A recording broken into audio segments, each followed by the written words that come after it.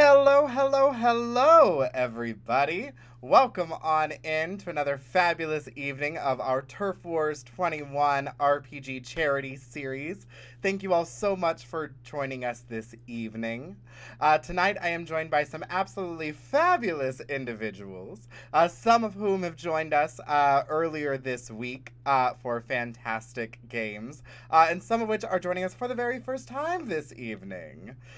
Thank you all so much for coming on in, and thank you everybody who has helped donate so far, helped raise awareness, all of that wonderful stuff. So far, thanks to all of the incredible work that this community has done, we have raised over $1,300 for Stonewall Community Foundation.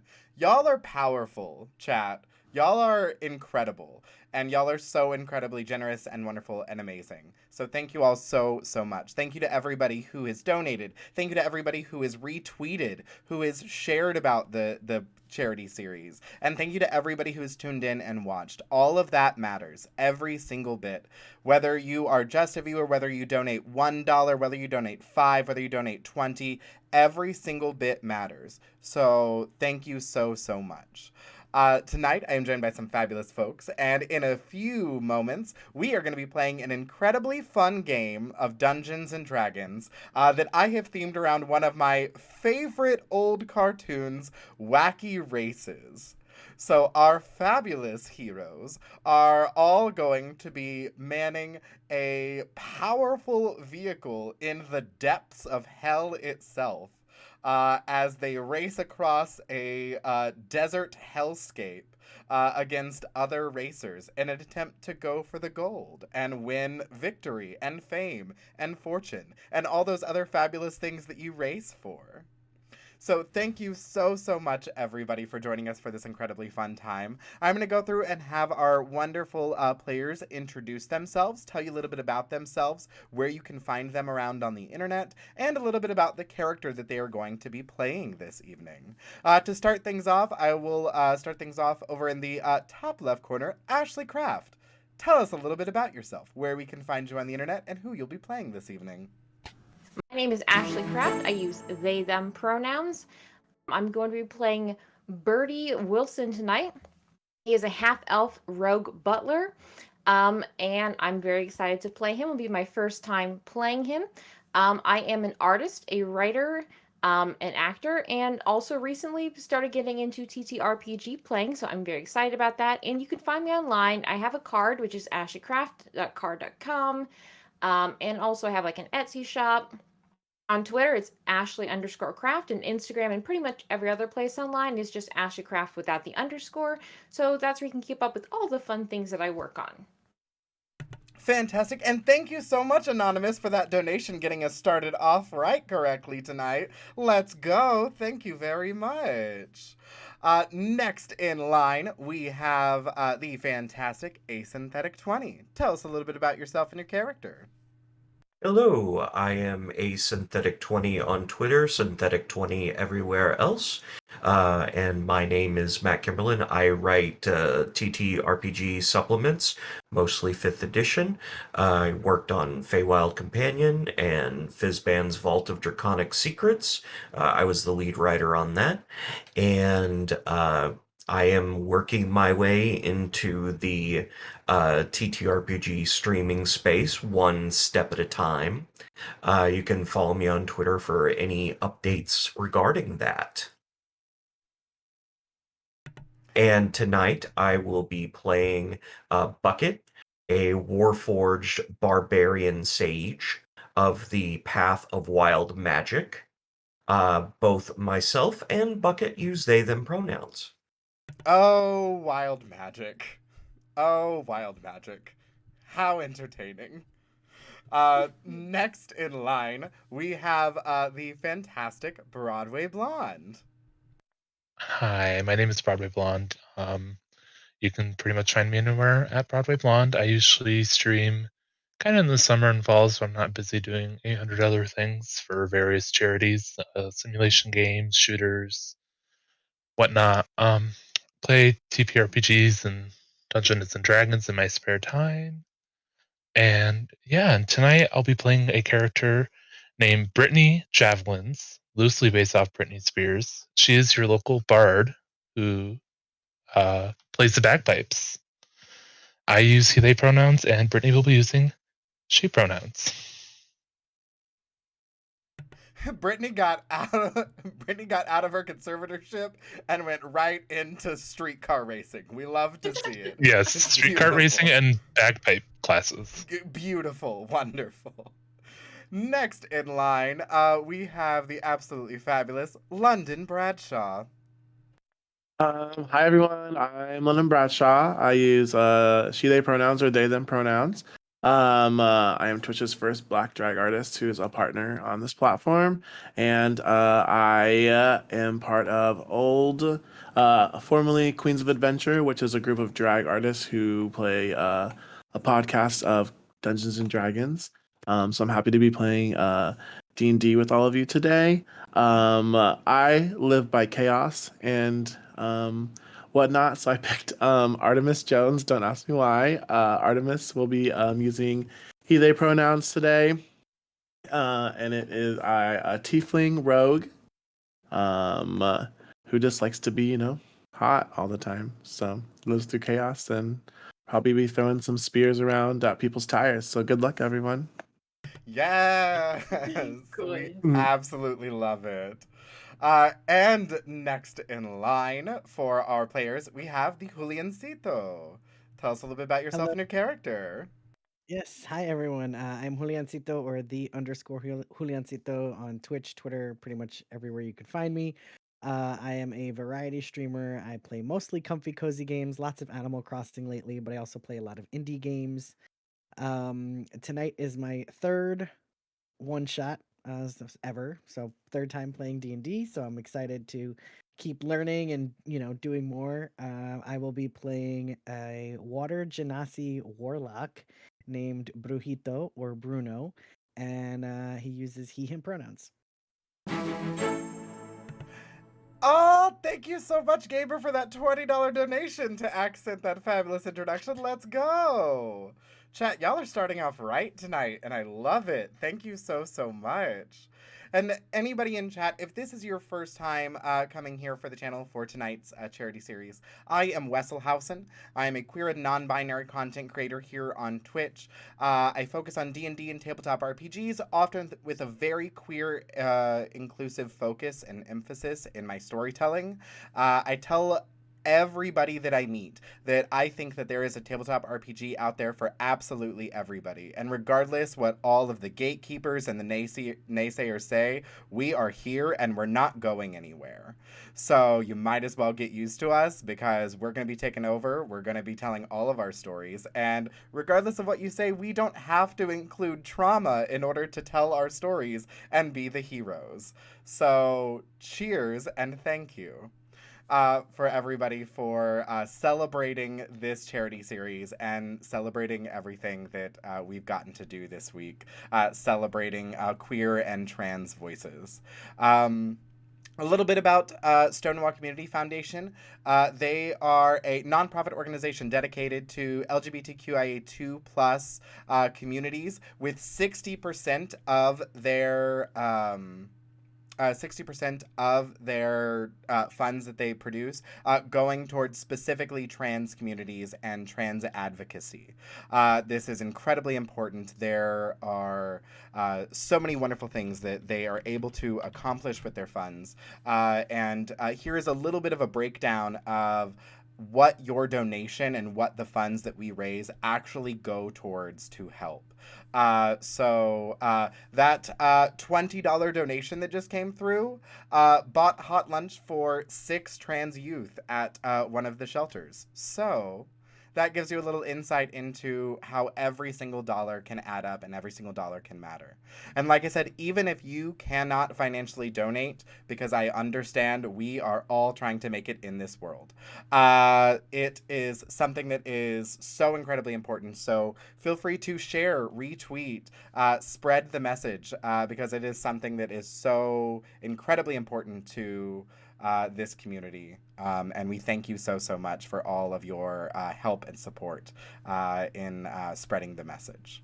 Now, that being said, tonight We are going to be playing a game of Dungeons and Dragons. So let's go ahead and get right into it. Players, the 5 of you are friends, colleagues, and fellow competitors in a high intensity racing circuit that has been making its way across the multiverse. The 5 of you exist as a team of racers, all utilizing one of the most powerful vehicles in the history of the multiverse, the Demon Grinder. A feat of technology and innovation and magitech that encompasses this incredibly large, almost bus-sized vehicle. It contains a large, gaping, toothed mechanical maw at the front of it, said to crunch and grind and devour your competition into oblivion. At the back of the Demon Grinder, you have a large wrecking ball that has been emblazoned and painted by each of you with different decals and signatures. There are harpoon guns on either side of the Demon Grinder, and deep within the bowels of the Demon Grinder are all of the different stations to operate these things, and the driver's seat, where we often find Bucket, our Warforged driver. Every year, on the one day that exists outside of time and space in the regular prime material calendar, a race takes place. You have all year to go about your business as adventurers, gather more money and magic items to continue souping up your Demon Grinder to the best of its abilities, and trying to get as much information as you possibly can on your competitors. Some continue from year to year, others end up retiring and giving up. But there is always glory to be found on the circuit, and this year is a special year. This year, the racing circuit finds itself deep in the bowels of hell, on the plain of Avernus. A desert plain racked by warfare, constant battle between demons and devils, and it is here that a special race will be taking place for one day and one day only. And as you receive your special invitation in the form of a coin that you insert into the front dash of the Demon Grinder that opens a portal that allows you to drive on through, the 5 of you slowly make your way through this portal, and you arrive at the opening entrance to a grand raceway that has been carved into the landscape of Avernus.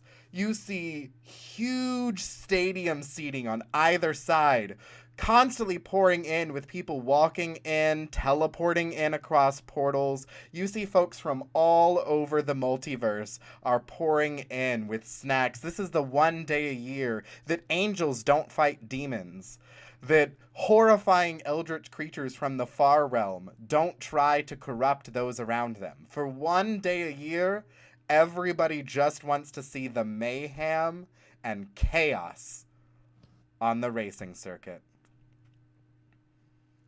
Bucket, if you would please describe for the audience your character and what Bucket is doing as you are bringing the Demon Grinder into the kind of like pit stop and inspection area where you are going to have your vehicle inspected in case there are any illegal modifications according to the rules of the circuit. Go ahead and describe your character for us. Bucket is a semi-competent driver. They are the one that consistently is trying to, keep the group in high spirits as they see that is their duty. They're not very good at it.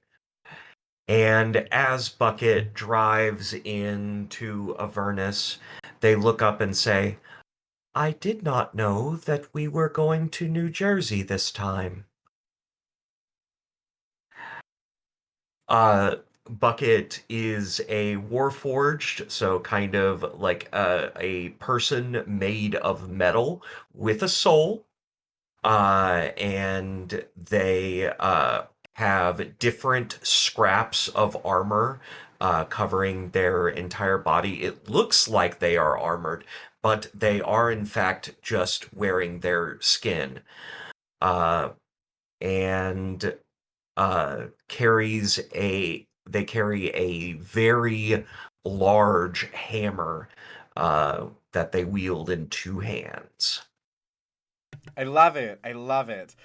So as you look to the side and say, I didn't know we were in New Jersey.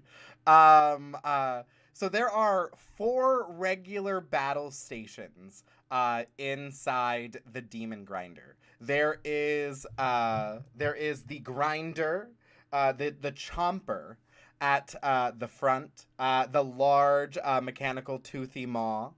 There is the Wrecking Ball, and then there are the harpoon sections. Those who operate the harpoons usually also assist with the engines and maintaining the internal support networks, while those who man the chomper and the wrecking ball usually stay put.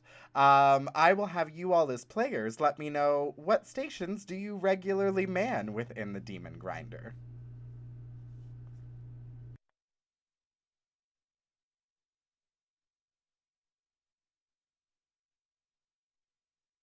I usually man the IT, or sorry, internal face harpoon area thingy bobber. Perfect. So you're one of the internal supports, and you help wield the one of the harpoon guns. I'm gonna go ahead and make a just an educated guess based on names alone, but I'm going to assume that Brittany Javelins wields the other harpoon gun. Would that be Yes. would that be a correct Yes. assessment I'm at there? the other harpoon gun and my bagpipes are on the ground. Perfect, perfect. So the two of you are kind of like helping man the internal assessments. You're keeping stock of like pressure gauges and the furnace and the engine. All of this is this immaculate, almost chaotic connection of firepower and gunpowder and magic, and oftentimes whatever you can kind of shove into the furnace to just like make it work. You've had it run on hopes and prayers in like actual forms before. Who knows? Sometimes whenever you're racing, you do whatever you can. So you two are going to be within the main section. Who's going to be navigating the chomper?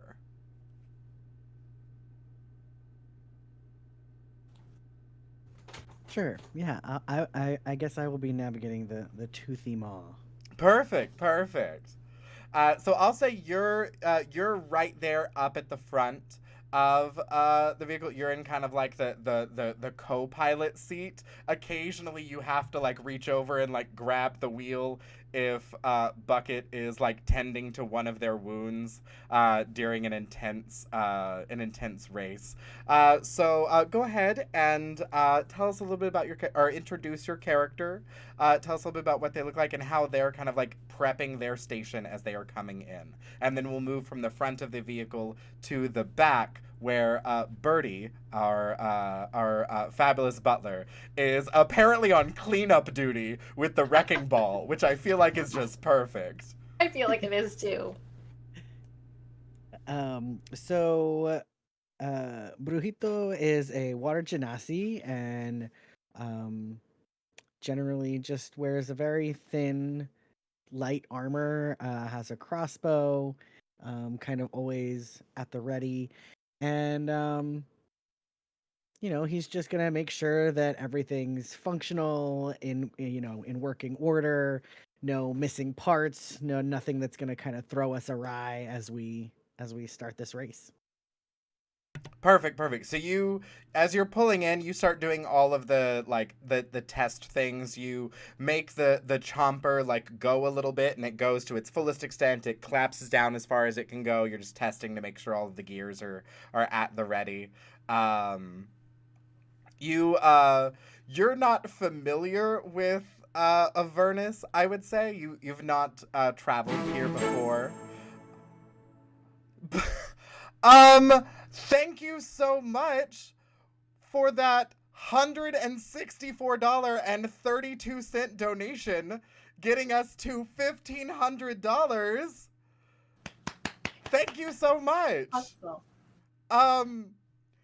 Give me a second because now I have to raise our goal because chat started. Okay, chat, let's go. Holy heck. Give me 2 seconds, everybody. Oh my gosh. Awesome. Thank you so much. There we go. Wonderful. All right. We'll just keep this going. Thank you so much. That is so incredibly generous and so incredibly wonderful. You are so amazing. Way to go, chat. That's incredible. In less than a week, we have raised $1,500 for charity. Thank you.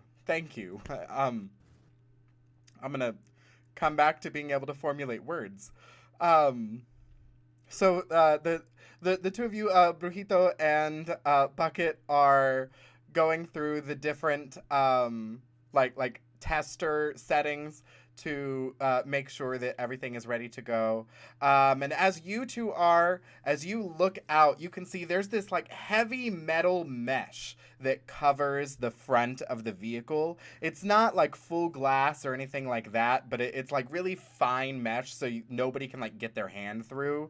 So it gives you some cover, but as you've seen in the past, whenever people employ the uses of poisonous gases or hot tar or flamethrowers, it doesn't really give you great coverage for that. But as you're looking out through this heavy mesh, can I get each of you to give me a perception check, please? He also? Oh shit. Just a good way to the start. front two, just Okay. Brujito and Bucket, because they're going to be at the Okay. front looking out. That would be a dirty, or as I like to call it, a synthetic 20. A synthetic 20. That's just good branding. And wait, I'm sorry. What were we rolling? Roll I know what to add wisdom to it. perception. Wisdom or perception. Okay. Yeah, so that's a nat 20 with the +1, so 21. Let's go. Yay. So A good way to start. The two of you were like at the ready. You are like pilot and co-pilot, like ready to go. You're ready to get this race going. Y'all have waited 364 days for this. Let's get this show on the road. And so as you come pulling in, you each can spot the 4 racers that are going to be competing with you, getting their vehicles inspected. You can't see what it is. Like, you see like these large tents along the side of the road where you like pull your vehicle in and then it's fully inspected. But you can see like the racers starting to line up along the side. You can't make out details or anything like that yet, but you see that there are going to be 4 other competitors in this race. Moving to the middle section of the Demon Grinder, we have Artemis and Brittany, who are going through all of the safety regulations. So you're testing to make sure the pressure valves are good to go. You are loading up your inventory. It's been a very profitable season. So each of you has 15 harpoons at your stations that you are able to utilize.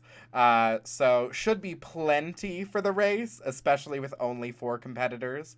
But weirder things have happened. You might not just be facing competitors. You're competing on a hellscape right now. Who knows what trouble you're gonna get into.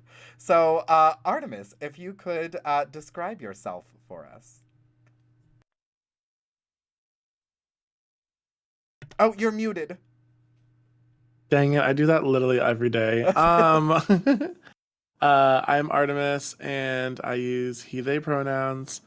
Um, I usually like to be a little punk rock, so leather pants, combat boots, and a leather jacket, preferably silver leather jacket or white leather jacket, and a cowboy hat.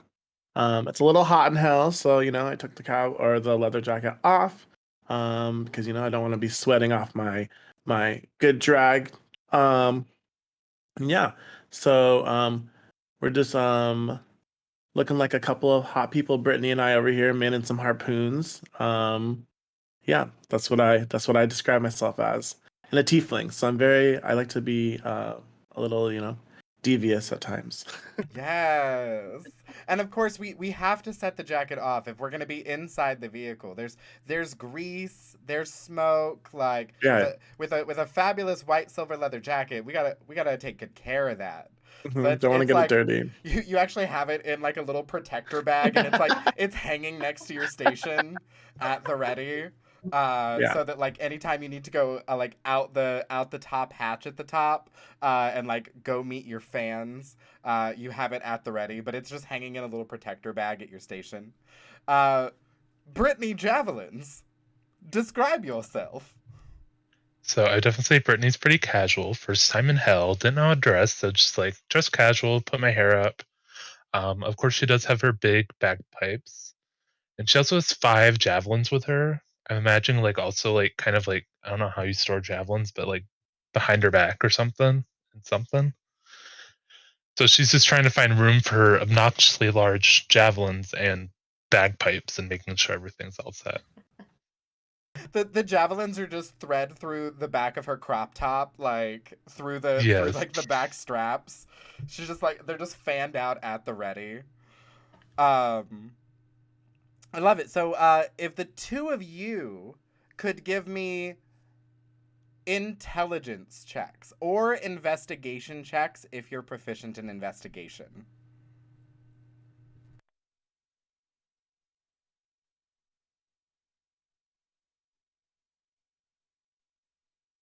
19 for investigation.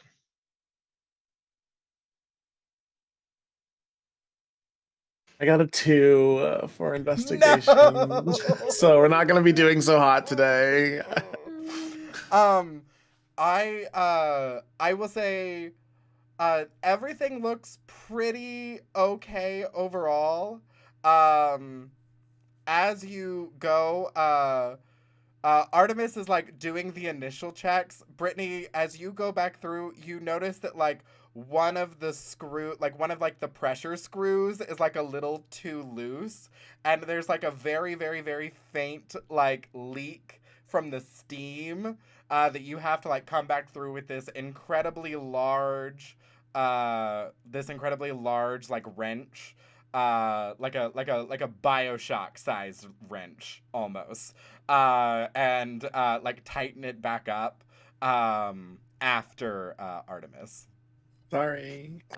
Are you saying that we have a screw loose? Just a little bit. Well, just a little bit. We fixed it. I didn't fix it. We fixed it. I didn't fix it. Brittany fixed it. You were there to supervise, to make sure Yeah. it was good, so Yeah. it was a team effort.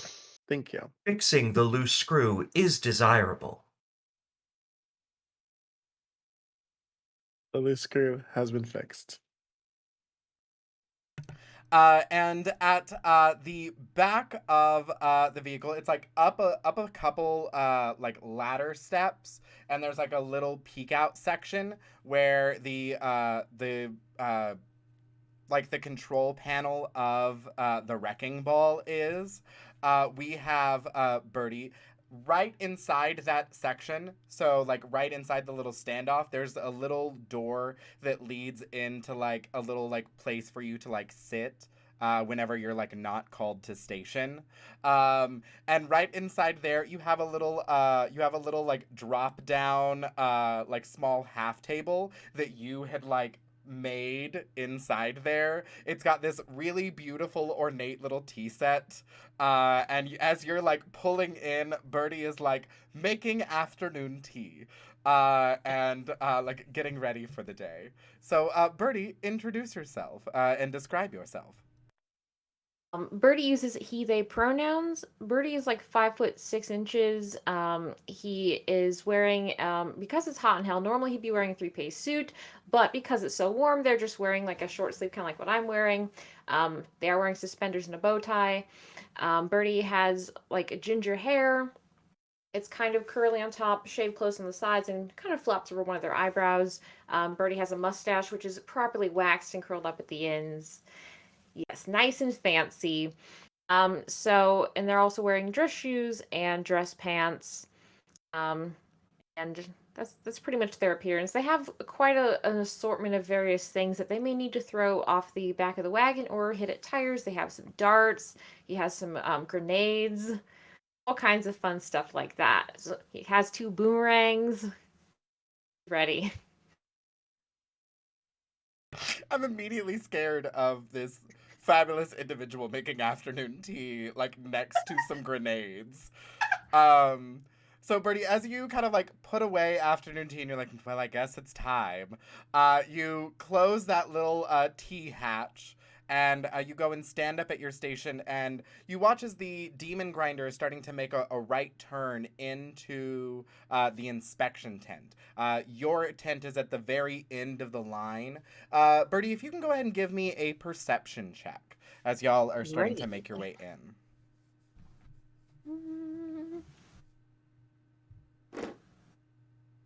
That will be a 17. A 17. As you Yeah. are pulling in, you look to the right, and the next one in line looks like they are starting to pull out. So it looks like they have finished their inspection. So it looks like y'all are going to be next. You watch as a duo step out of the tent.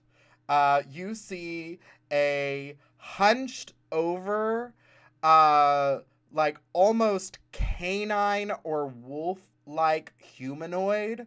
They have the remnants of like a small tie wrapped around their neck, and they're almost like constantly like laughing and cackling, and they get a little like swat at the back of the head as this gentleman in a very long blue coat with this very obnoxious blue hat.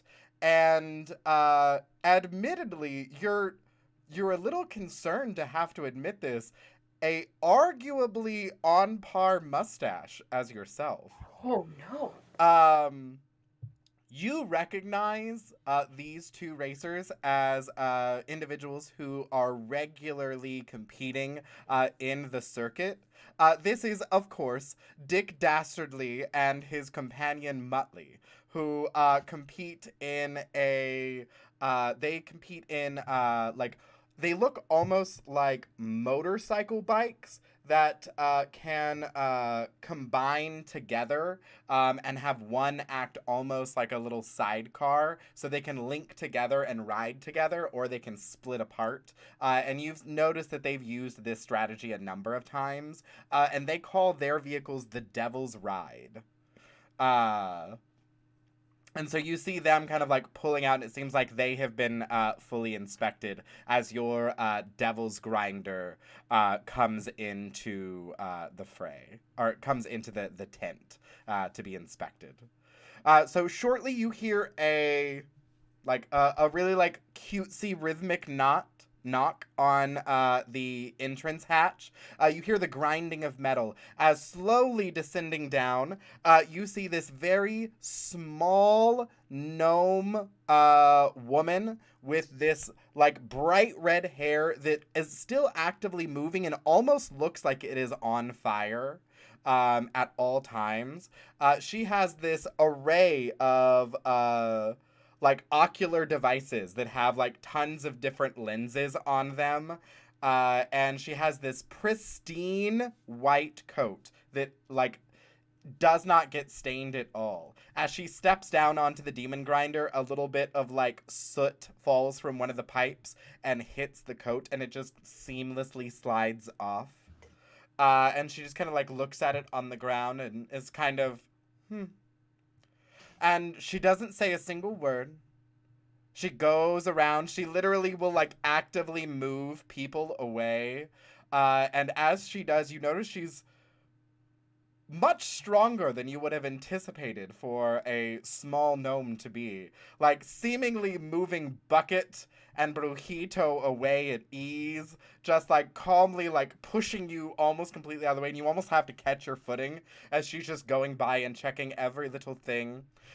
She looks at the what you assume to be an innumerable amount of harpoons. Like, you have 30 harpoons for this vehicle. She looks at them and gives like a and she like keeps rocking away. She's like, we have 30 harpoons. Why are you being sassy right now? But she makes her way through, and she finally gets right back to the little entranceway, and she pulls out her clipboard, and she snaps her fingers, and a small little like purple and black imp with a very hooked tail wrapped around a little ink pad and holding in its hands an incredibly large stamp. It's just like cackling on her shoulder, like and she just like grabs the stamp, puts it in the ink pad, and stamps it over the paperwork and hands it back to him. And she snaps her fingers, and he like gives a little like wave and poofs into smoke. And she gives a little bit of a nod and hands over the signed paperwork to you all and exits. And on the signed paperwork, you can see that in 5 minutes, there will be a meeting with the driver, with the teams. So all of you together. There will be a meeting all together with the the eldritch entity that you have known to be called the Commissioner. This is the person that runs the races. You have never really seen their face. It's always shrouded in darkness, but they always pay really well when you do really well in the races, so you kind of just let it pass. Says that there will be a meeting with all the competitors and the commissioner in 5 minutes. And she calmly makes her way up the escape hatch and out, and leaves all of you there. As delightful as she always is. He's just kind of standing in the back, fluffing up his mustache and waxing a little bit because he saw that mustache which rivaled his. So he's like, when I'm at this meeting, it's going to look extra good. Your mustache is incomparable. You should know that. I appreciate that very much. I work hard to keep it this way. You have told me that you like it when I say that. I do indeed like it. I believe that how a person does one thing is how they do everything, and I would like to think that I keep up my job on this wonderful vehicle the same way that I keep up my mustache.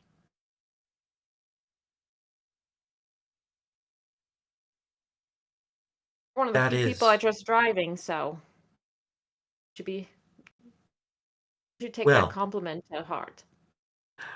I am better at driving than I am at giving compliments. I think you're good at giving compliments and driving, so I appreciate your overestimation of my abilities. whatever you say. Shall we prepare? Yes, indeed. Brujito,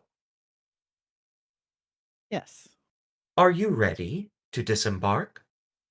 I am ready. Let's go.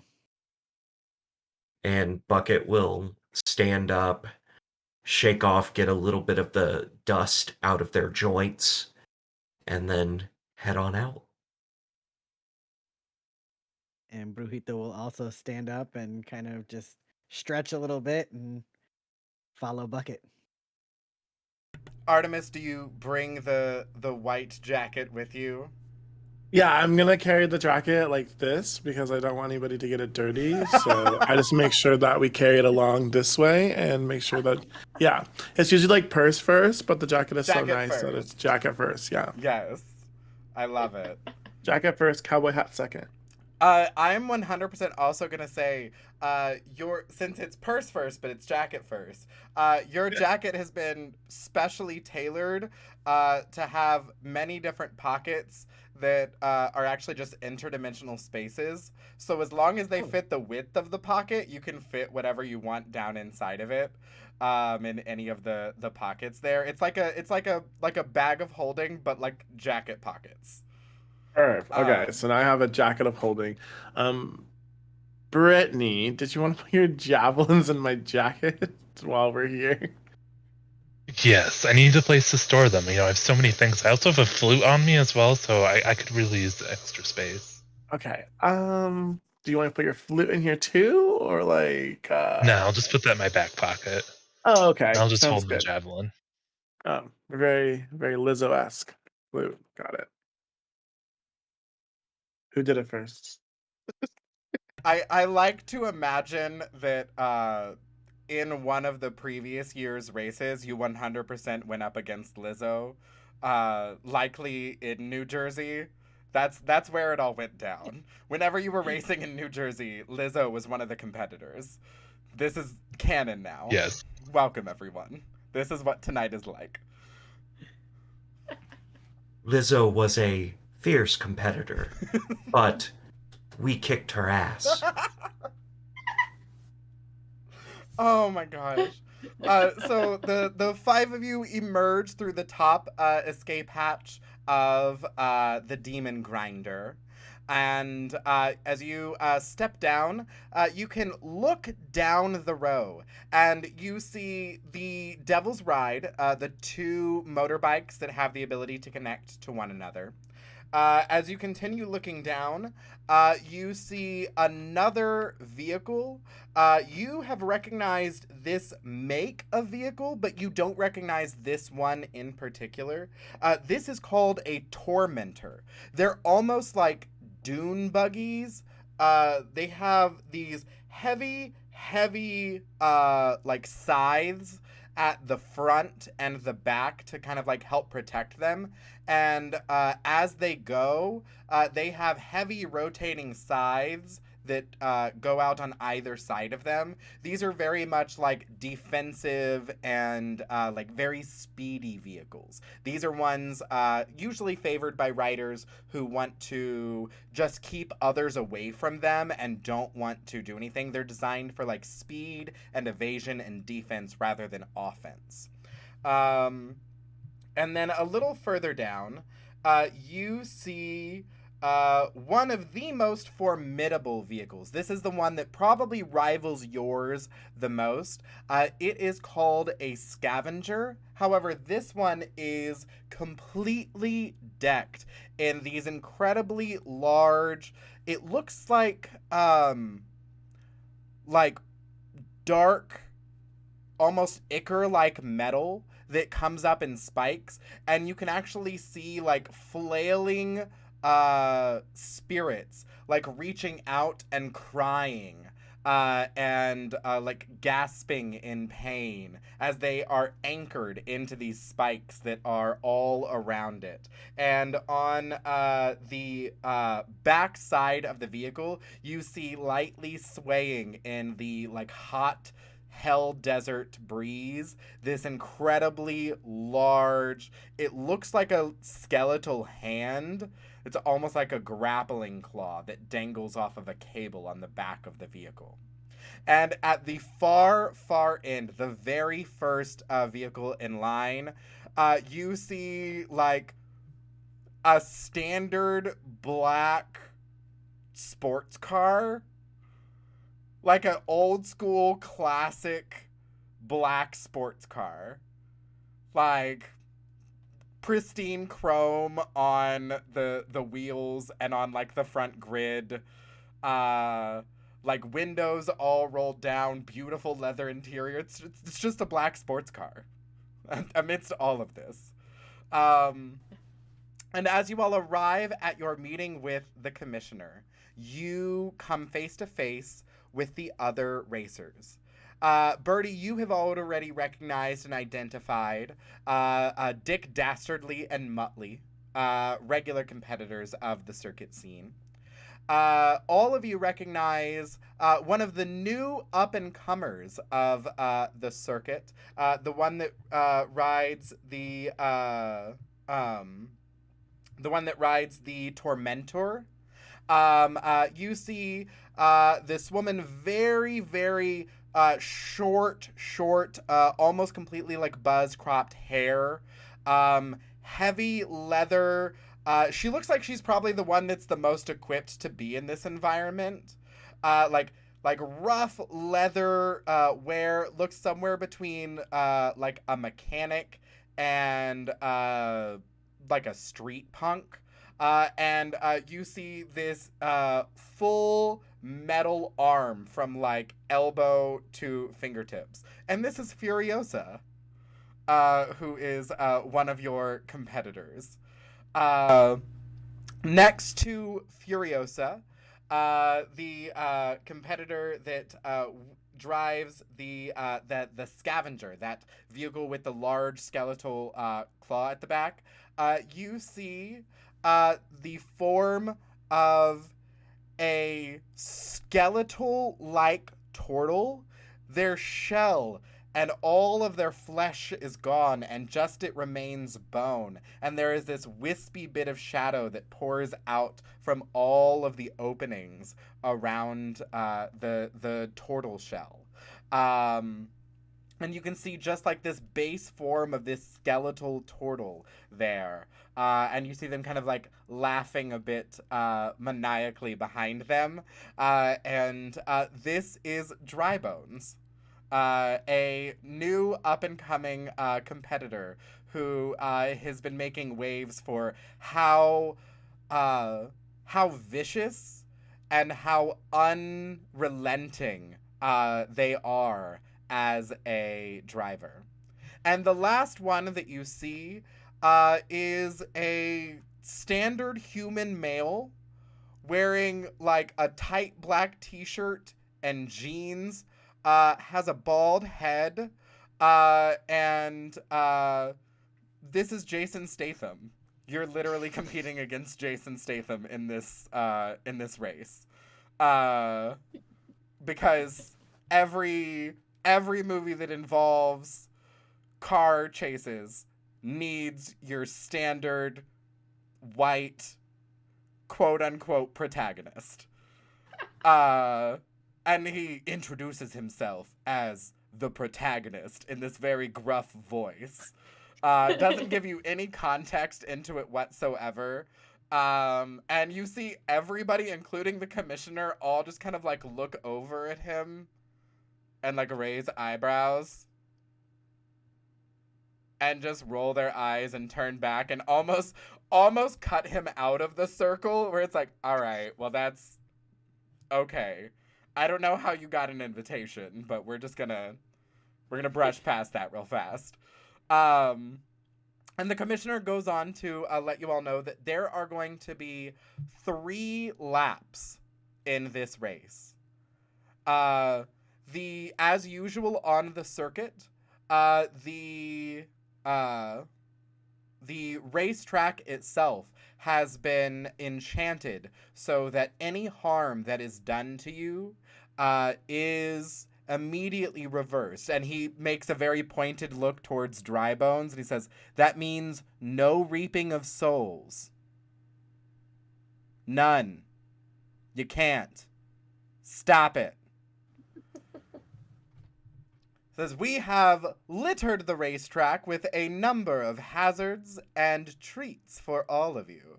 So feel free to explore as to your heart's content. But remember, the prize only goes to the racers who cross the finish line first. Now, make sure you put on a good show this year. And good luck. You're probably going to need it. And you watch as the form of the commissioner slowly vanishes. And you see Furiosa kind of like very quickly like shove past the protagonist, and you hear her mutter under her breath as she goes. She goes, "I already took over the lead role from you once. I can easily do it again. It's fine." And she goes brushing past on her way back to her vehicle.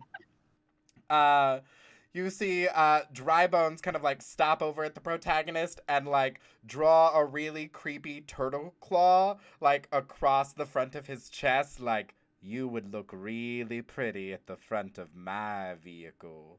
And Dry Bones walks away.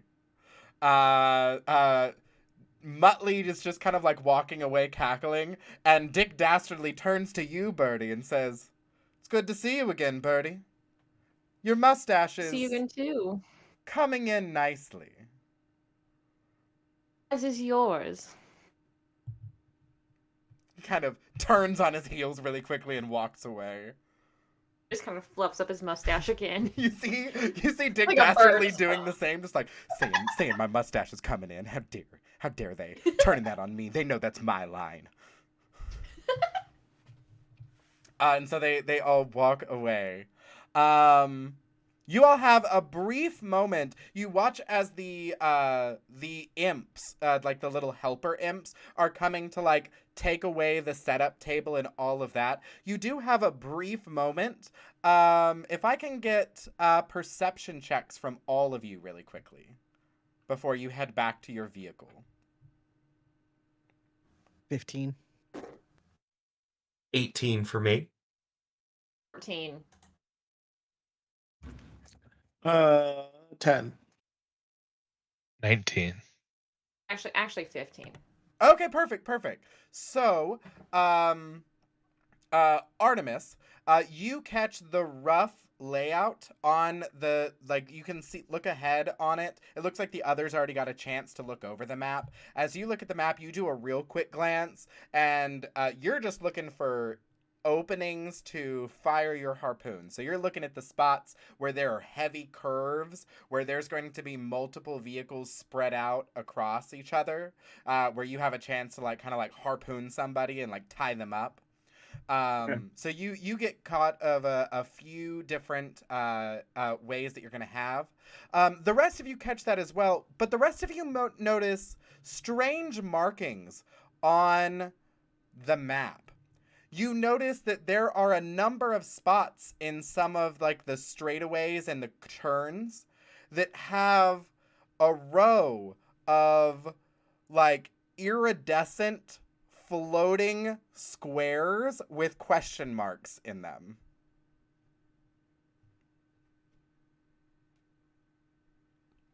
So you all kind of like make note of these locations. I see that we shall be encountering motes of wild magic. Let's hope we can use that to our advantage. I don't know why the commissioner said that we have such awful odds. We do have a success rate of at least 20%. Wow, way to just like set up your team for success there, Bucket. Great pep talk. I'm feeling inspired. 20% is better than nothing, so we do have a chance. That is true. Also, I would like to avoid harming Furiosa, if at all possible, since she is 1/8 Warforged. You would like to 1/8 Warforged, so you'd kindly like to avoid. I take note as that as I set up a space to aim at her if something comes awry. Artemis is like, "Oh, interesting. Good to know. Target number 1 acquired."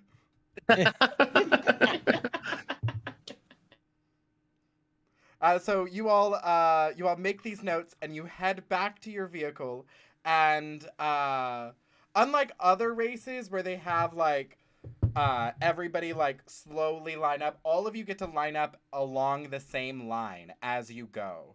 As you are gearing up, if I can have the folks on the harpoon, so if I can have Brittany and Artemis give me one more perception check before we get this race a going. Just move my keyboard out of the way since I keep rolling. Everything under 10. Yeah, that's it. We're gonna blame the keyboard there. It's the keyboard. Yeah, You got it. Yeah. fully blaming the keyboard. You have 14 for me. Okay, so we can't blame the keyboard, but it's a 4. Oh my god. So with a 14, Brittany, you look off your side and you can see y'all are kind of like right in the middle. You can look off to your side and you see Furiosa and Dick Dastardly and Muttley kind of like getting ready. And as you kind of like look at your side, Artemis, you realize that Furiosa isn't on your side yet, and you're like, damn it. And that kind of like is all that catches your attention. But you do see that at the far end, you see Dry Bones, and right next to you is the protagonist. And they're like, I don't know, I'm gonna make something up, chat. Don't read me for filth, I'm not a car gay. They're driving a 1966 Chevelle. Because that sounds really specific and race car-y. So that's what they're driving. I don't know what that car looks like, but that's what we're gonna say it is. Because that sounds very specific and race car-y. So you look over and they're just kind of like at the ready. And they're just monologuing to themselves. Like, you're really distracted. You were looking over at Dry Bones, but then you, like, looked down, and here is this, like, white, bald dude behind a black race car in hell, just, like, giving a little monologue to himself. And you're just like, what is happening? I kind of look to my teammates. I'm like, does anybody see this? Like, is anybody watching this? No? Just me? I guess that's cool, I guess. Go off, pop off. You look over in the stands on the right side, on your side, Artemis, and you can see a ton of people in the stands are like, what the fuck is happening? Did they just like forget the last driver? Did they have to like find an alternate? What happened? I don't know. Like, is it, man? Okay. I would like to take out a mirror, like a selfie mirror, and just throw it at him because he's talking to himself, and just ask him if he needs it, because obviously I don't know what's really happening, but it's not cute. So sure. I wanna scare him a little bit. So you would have been. Go ahead and give me an intimidation check. Oh, with these rolls, can somebody else roll for me? Hold on. We believe in you. You got this. Ooh, got okay. this. We got this. We got this. Okay. I want to throw the mirror and accidentally hit him in the head and then blow a kiss at him. It's a 7 plus 6. That's 13 or 14. 13. Okay. So it's not bad. You... So I hit his car, maybe. I don't know. Yeah. So like you throw the hand mirror and it kind of like hits him in the chest and bounces off, and you notice that it accidentally switches the gear shift to like neutral as it like hits. So like as you and he doesn't notice, and all of a sudden he like turns and looks at you, and he like reaches up onto the dash and hits pause on the camera that he had that was like videoing him doing this monologue. And he looks at me, he's like, that was really rude. I'm in the middle of a scene here.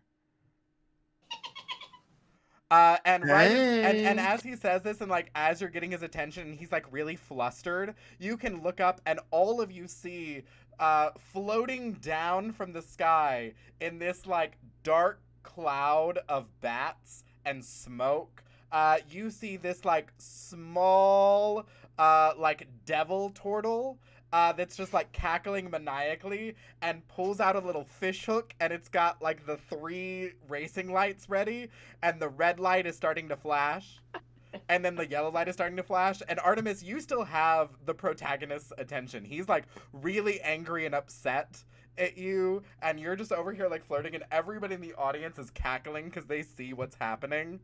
And all of a sudden, the light hits green, and all of you go and you give a little like toodles wave to the protagonist.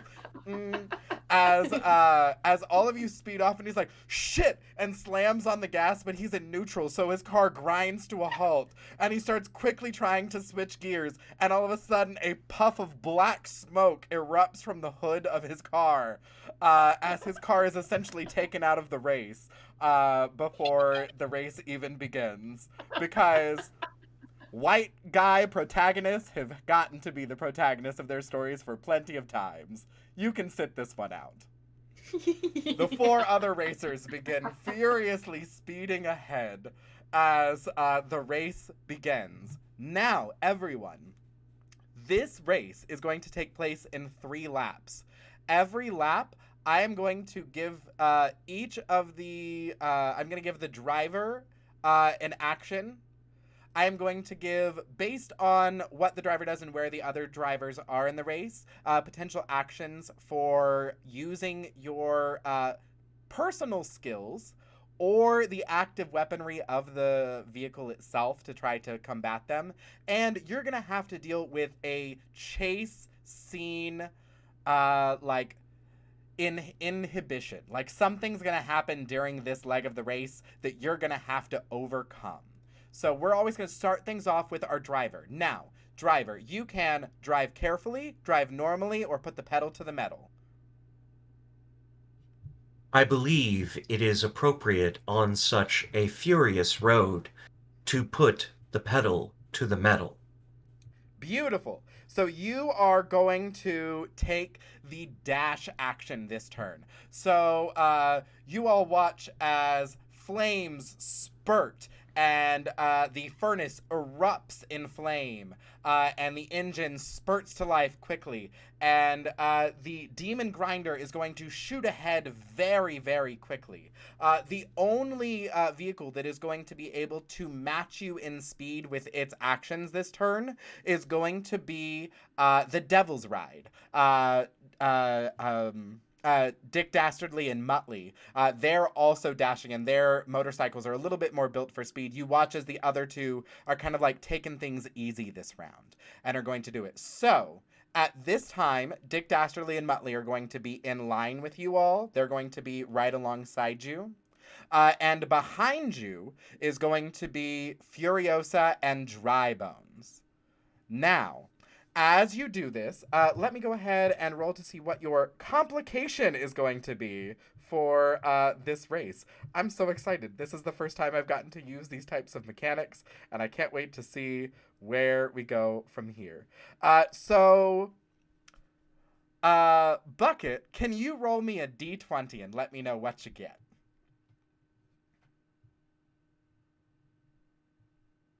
That would be a 12. A 12. You all have prepared. You spent this last year regularly racing through any number of environments. You went to the plane of pandemonium and drove through the hellish winds and the terror and the madness that plane exhibits. This is a walk in the park for you. So this round, there are no complications for you. You are off to a fantastic start on this first leg of the circuit. Now, Artemis and Brittany. You two, with Dick Dastardly is going to be on Brittany's side. Artemis, you can help the engine's internal networks so that you can maintain this level of speed for a longer amount of time. Or you can assist Brittany so Brittany isn't having to do like the loading and the shooting, and give Brittany advantage. Which would you like to do?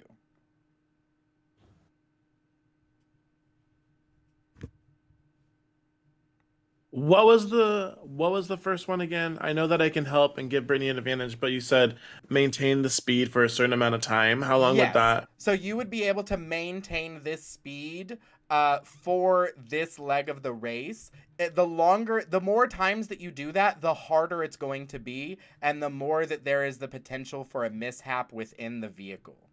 So you can push the vehicle and you can continue to push its capacities as long as you want, but there is the chance that the vehicle is going to start having mishaps and have like engine fires and things like that.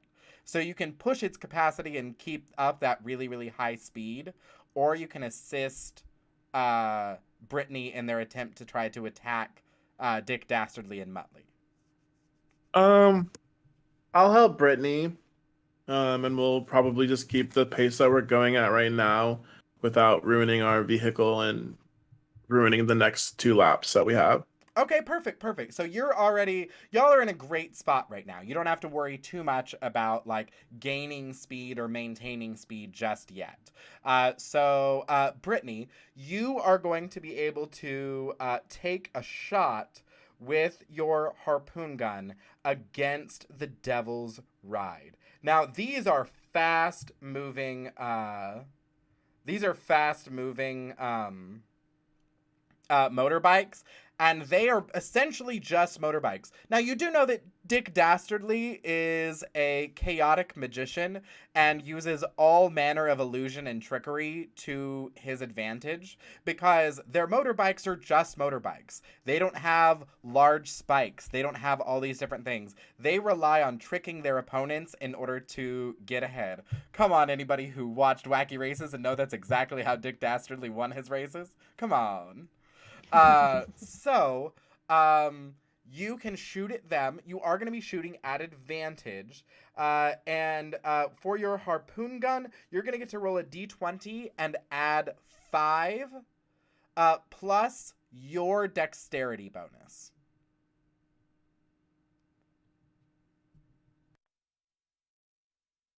You're going to roll at advantage, so you get to roll twice, and you get to take the higher result. I'm gonna do the 20, the 5, and then the bonus when I roll. Or Correct. So you roll 20 plus 5 plus dex, or the d20 plus 5 plus dex, and the plus 5 and plus dex are going to go to both rolls. So roll a d20 twice, take whichever roll is the highest, then add accordingly.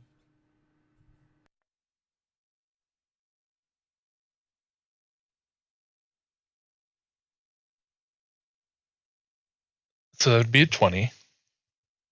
Not nat, so. Okay, as we said, a synthetic 20. Come on, Brandy. So as you roll, it actually just misses the Devil's Ride. Whenever they are in motion and they are moving, they are very hard to hit with specific ones. Area of effects and things like that seem to be better effective against Dick and Muttley. But overall, if you're trying to like fire at them, it's going to be pretty difficult to hit your shot. And so you fire that harpoon, and it just hits the like sandy floor next to them and comes skittering up. So like sand and dirt and debris spray up onto Muttley, and you see Muttley like turn over at you and just like hiss and like scream. And you see Muttley turn over to Dick and says, "Have at him," and you see him reach down and connect both of the motorbikes together.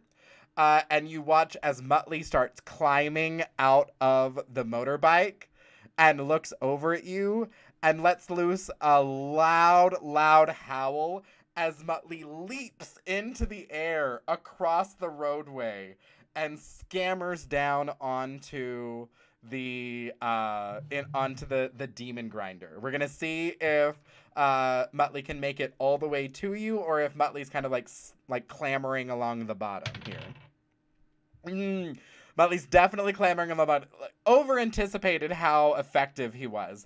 So he's grabbed onto the bottom and his nails scrape across.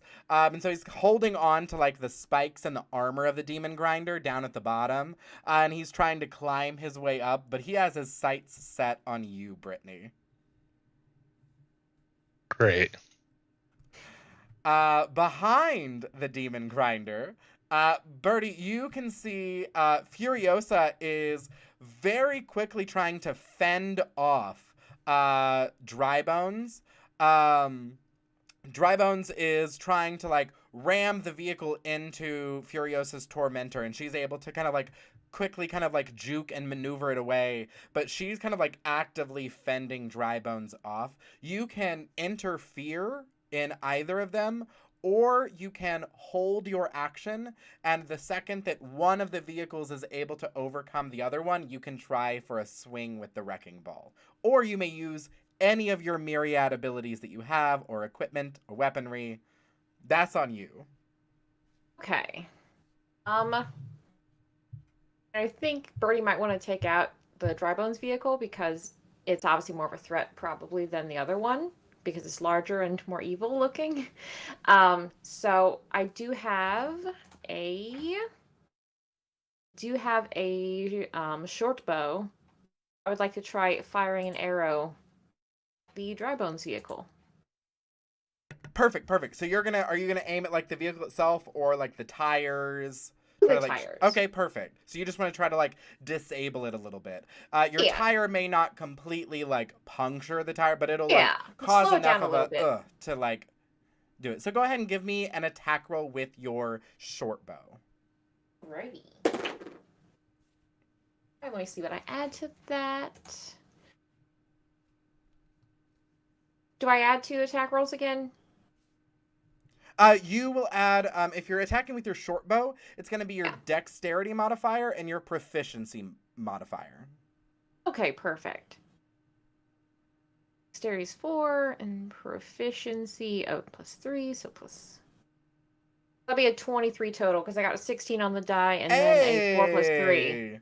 23 is definitely going to hit. The short bow doesn't seem powerful enough to damage the tire itself, but as it hits the tire and like punctures into it a little bit, whenever it rolls over it, you do see the tire like jut a little bit to the right and knock it off course a little bit so that Furiosa is able to overtake it. So right now we have y'all, Dick and Muttley, followed by Furiosa, followed by Dry Bones at the back. So as you are continuing to make your way down, you were starting to come upon your first row of these iridescent floating mystery boxes. There are 4 in a row. So it looks like you and Dick and Muttley could conceivably each get one. The other riders behind you, depending on how they react, might be able to get one, but it just kind of depends. So we'll say this first time around, since you are at the front, you're gonna hit one no matter what. So since you're already a wild magic barbarian, Bucket, can you go ahead and roll on your wild magic table for me and see what you get? Certainly. Did I 100% introduce Mario Kart mystery boxes as a way to do wild magic in this game? Yes, I did. 100%. Thank you. An intangible spirit which looks like a flump appears within 5 feet of one creature of my choice that I can see within 30 feet. At the end of the current turn, the spirit explodes, and each creature within 5 feet of it must succeed at a dexterity saving throw or take 1d6 force damage. Beautiful. So you 100% got the little the octopus, but it just affects one person. So you get to place the octopus on Furiosa behind you, or Dick, or you can put it on Muttley themselves. I would like to place the flump directly below Muttley. Beautiful. Wonderful. So is your wild magic table a D20? It's a d8. It's a D8. Beautiful. So give me 2 seconds because I'm going to roll it. I'm just going to use yours. I got a 6. What does 6 get on your wild magic table? That is a +1 bonus to AC. Beautiful. So you watch as Dick and Muttley have like a very very large green turtle shell trailing behind them, giving them a +1 to their armor class if somebody tries to attack them from behind. Bet we're doing this. We're just going for it. Roll with it. Unfortunately, Furiosa is able to like sneak in front and grab another one, and she gets a 1. Ooh. Shadowy tendrils lash around you. Each creature of your choice that you see within 30 feet must succeed at a Constitution saving throw or take 1d12 necrotic damage. And you also gain 1d12 temporary hit points.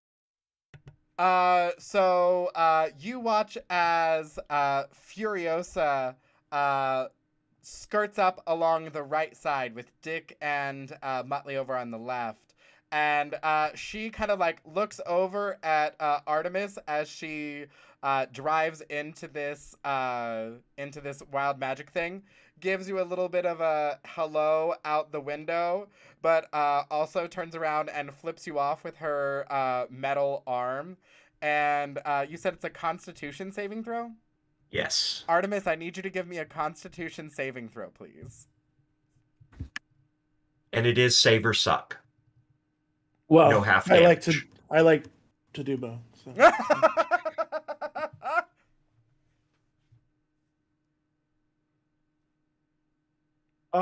It's a 13.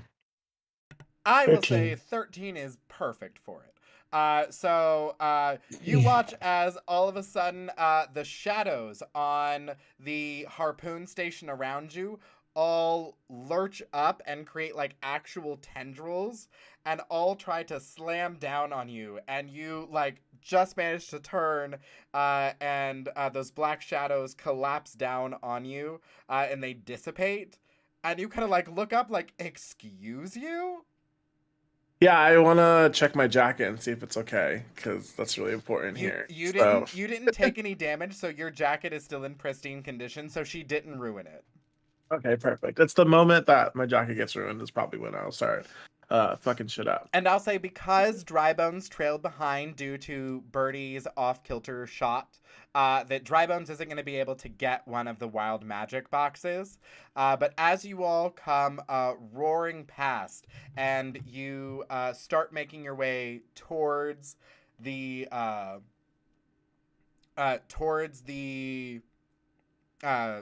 finish line for like the end of the first lap, you see that Dick and Furiosa are all kind of in line with y'all, and Drybones is starting to barrel towards you with increasing speed. Your large vehicles, you're intended for, just like in Mario Kart, you have a slow track, but once you start building up speed, you become the faster vehicles because you are starting to like barrel forward with so much power and intensity behind you.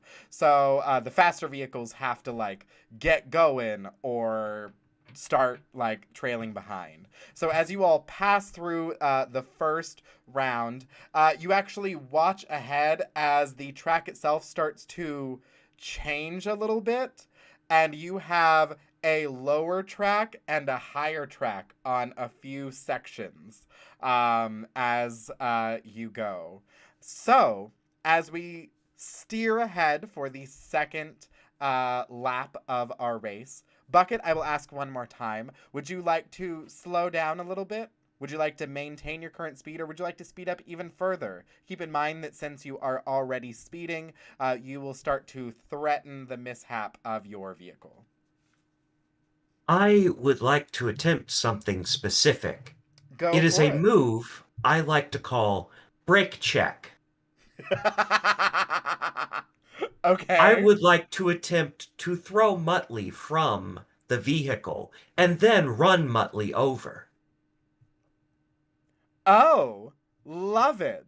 So you will purposefully slow down for a second, and you hit the brakes. I'm going to roll a strength check. I'm going to say at disadvantage, because even though the little flump blew up, It didn't deal like a lot of damage to Muttley, and Muttley was fine. But I'm gonna say it's gonna affect Muttley holding on to the vehicle, especially as you brake check. So I'm gonna roll a strength saving throw at disadvantage. Ooh. Muttley rolled a 21, so I'm gonna say that's enough. Muttley, this like you kind of like end up like dislocating a shoulder for a second as Muttley holds on and just like latches onto one of the spikes. But as Muttley holds on, Muttley now has a new target. Muttley isn't all that interested in going after Brittany, and you watch as Muttley literally shoves themselves against the hull of the demon grinder to put their dislocated shoulder back in place, and growls and howls into hell and starts climbing the hull towards you. Brujito, would you please take the wheel while I mess this bitch up? Absolutely, I got you. So, Brujito, go ahead and give me a, we'll say a dexterity or an intelligence check, whichever is better for you.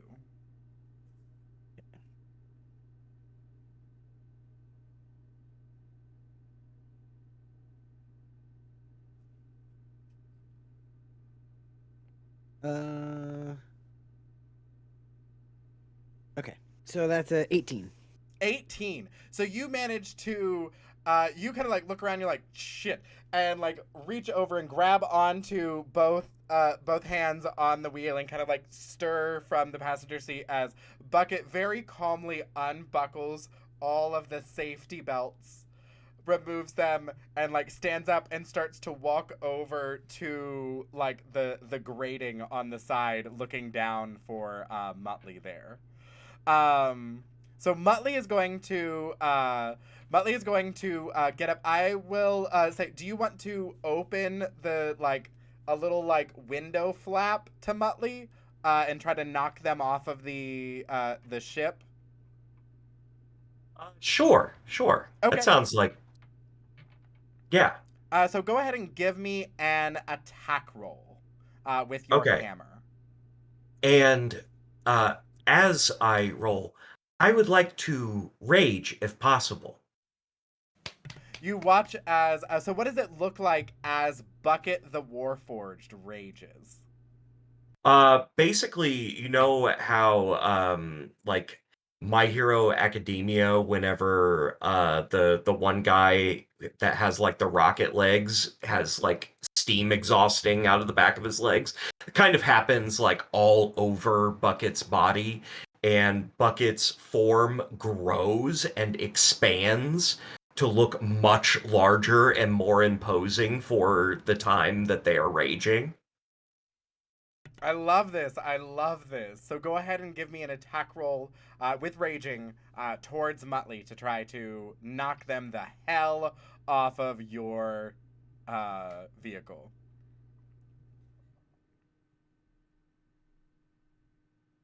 That is a 22. Oh, absolutely. So you take a big ol' swing and you uppercut, and you watch as a few canine teeth like sputter out, and Muttley goes up into the air and down in front of the chomper. Now, Would you like to know how much damage that would do? uh, you're welcome to go ahead. What's the damage roll for that? That would be a total of 12 bludgeoning damage. Love it. So you take a real hard hit at Muttley, and Muttley gets knocked in the jaw and goes flying forward. And Brahito, you are trying to like navigate the vehicle. So I'm gonna say you're gonna make this chomper roll at disadvantage since you are trying to like do two things at once. Right. So go ahead and give me an attack roll. You're going to roll a d20 twice and take the lower result, but you're going to get to add 9 plus your proficiency bonus to try to chomp Muttley. Okay, and where would I find my attack proficiency? Is that just the regular It's proficiency just the bonus on my regular sheet? proficiency bonus on your sheet. Okay.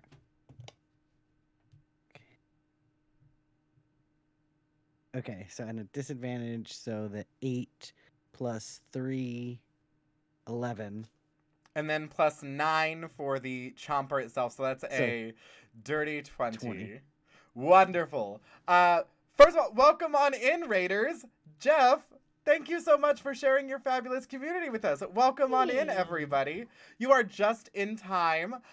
We are playing some fabulous D&D for our Turf Wars charity series. Earlier today, we cleared $1,500 in donations. Major hype in chat. But our D&D game today is a very fun, very silly version of the old school cartoon Wacky Races, where our competitors, our players, are all in their own large-scale vehicle and competing against silly players, or silly characters from across different mediums. So they are racing against Drybones from Mario Kart, Furiosa from Mad Max, Dick Dastardly and Muttley from Wacky Races, and at the beginning of the race, they technically were racing against Jason Statham, the standard white guy protagonist, but he failed out at the start of the race, so we left him behind. This has been absolutely amazing. It's been so incredibly fun. Welcome on in, everyone. Anybody who's stopping by, if this is your first time in the channel, I'm Wessel Housen, a queer and non-binary content creator here on Twitch. We are currently raising funds for Stonewall Community Foundation through the Turf Wars series, just as Jeff has been doing as well. They are absolutely fantastic and wonderful as well. Thank y'all so much for stopping on by and joining us. And we are just in the middle of Bucket, our Warforged barbarian, and Brujito, our Water Genasi warlock, are at the front of the Demon Grinder, their vehicle that they have been driving in this race. Bucket managed to give a big ol' wallop to Muttley, the werewolf, with their hammer and knock them into the front of the vehicle, where Brujito controls the Chomper, a large metallic maw that eats whatever is in front of it. So with your dirty 20 roll, Brujito, that is absolutely going to hit. Brujito, you are going to get to deal 5d6 damage as your chomper just bears down on this werewolf. So go ahead and roll 5d6s for me.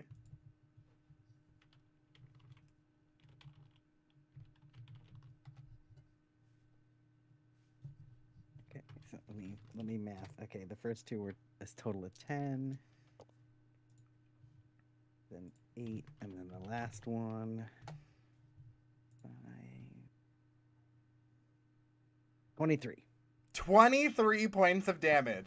So as this metallic maw comes chomping down on this werewolf, out front through an exhaust pipe, and in the back, Birdie through an exhaust pipe, each of you see this explosion of fur out either end of the exhaust, and somewhere back at the original finish line, you see kind of like pixelating in the form of Muttley, who is like rolling around on the floor and then kind of like stops, and all of the people in the audience are laughing hysterically like, he got eaten on the second lap.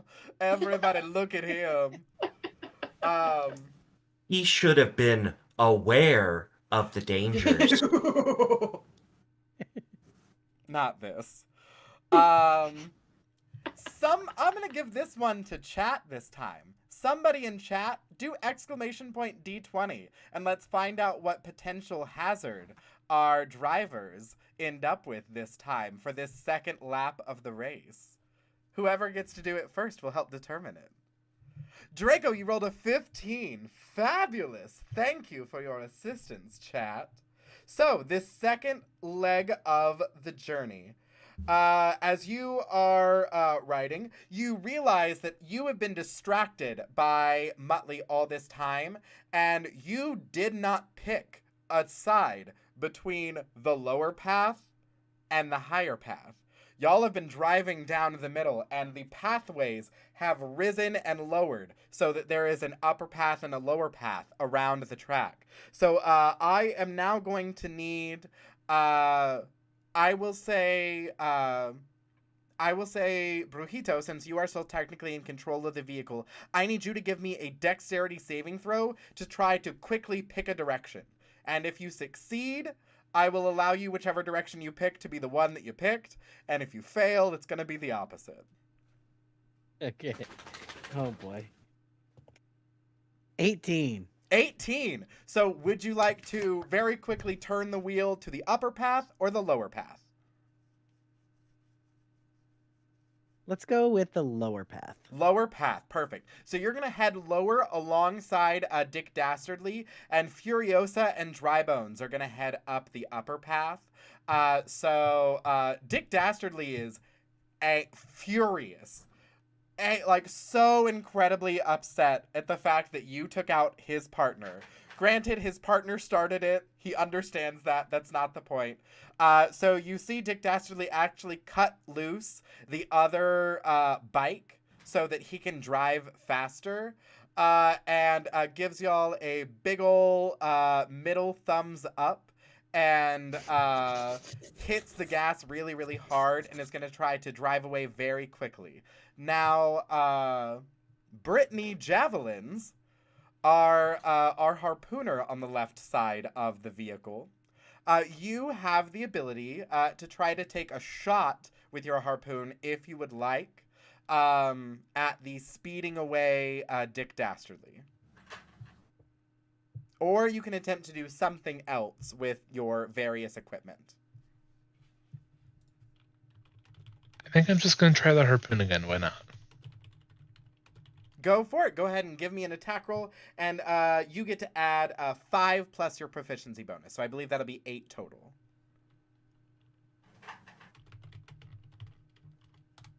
That'd be a 16. That is not going to be enough, unfortunately.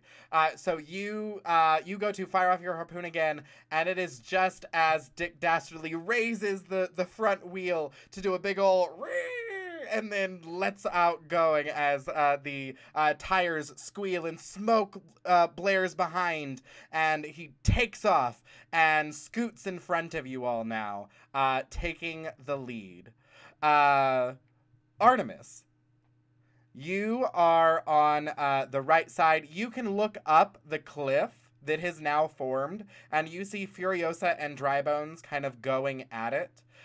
You can attempt to turn your harpoon towards the front and fire at disadvantage at the fleeing Dick Dastardly.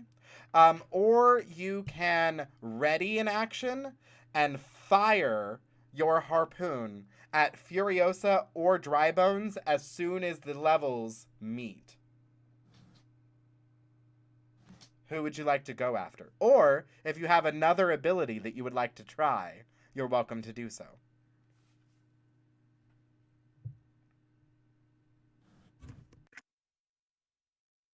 I want to attack Furiosa, and Dry Bones at the same time, but make sure it doesn't come from us. So is there like a way that I can harpoon both of their tires to connect so that they can try to veer away from each other, but also snap back into each other again? Oh, almost like a harpoon bola shot.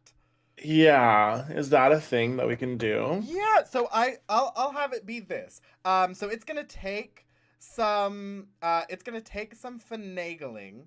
Roll me I will say a intelligence check. I'm gonna see if you're able to rig your harpoon gun to shoot 2 harpoons at once in rapid succession that are cabled together. We have a plan B. I rolled a 4 plus my intelligence is a 1, so it's a 5. So So So I will say with that it's a beautiful plan. This has worked so well before in the past. Granted, you've only done it when your vehicle is stationary and you've been firing at like 2 trees. Um so moving and like driving, you didn't quite factor it in, so you actually end up jamming your harpoon. So you Oh can either come no. up with some other type of effect, maybe magic that you might have, or Okay. weapons that you might have. You can Oh do my something with god. there, or you can spend your action like unjamming the harpoon. You'll lose those 2 harpoons no matter what, because you have to kind of like damage No. them to get them out. But you can clear the jam, or you can use magic to try to do something to a similar effect. Oh, wait, what is this? Oh, this is fun. Um, um, um, um, um, um, um,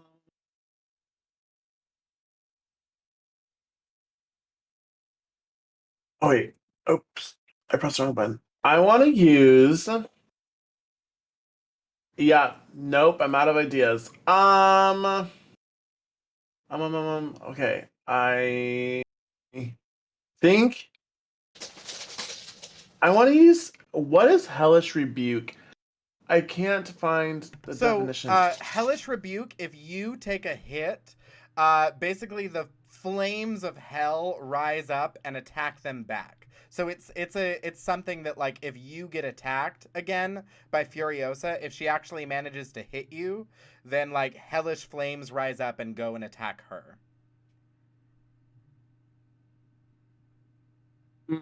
Okay.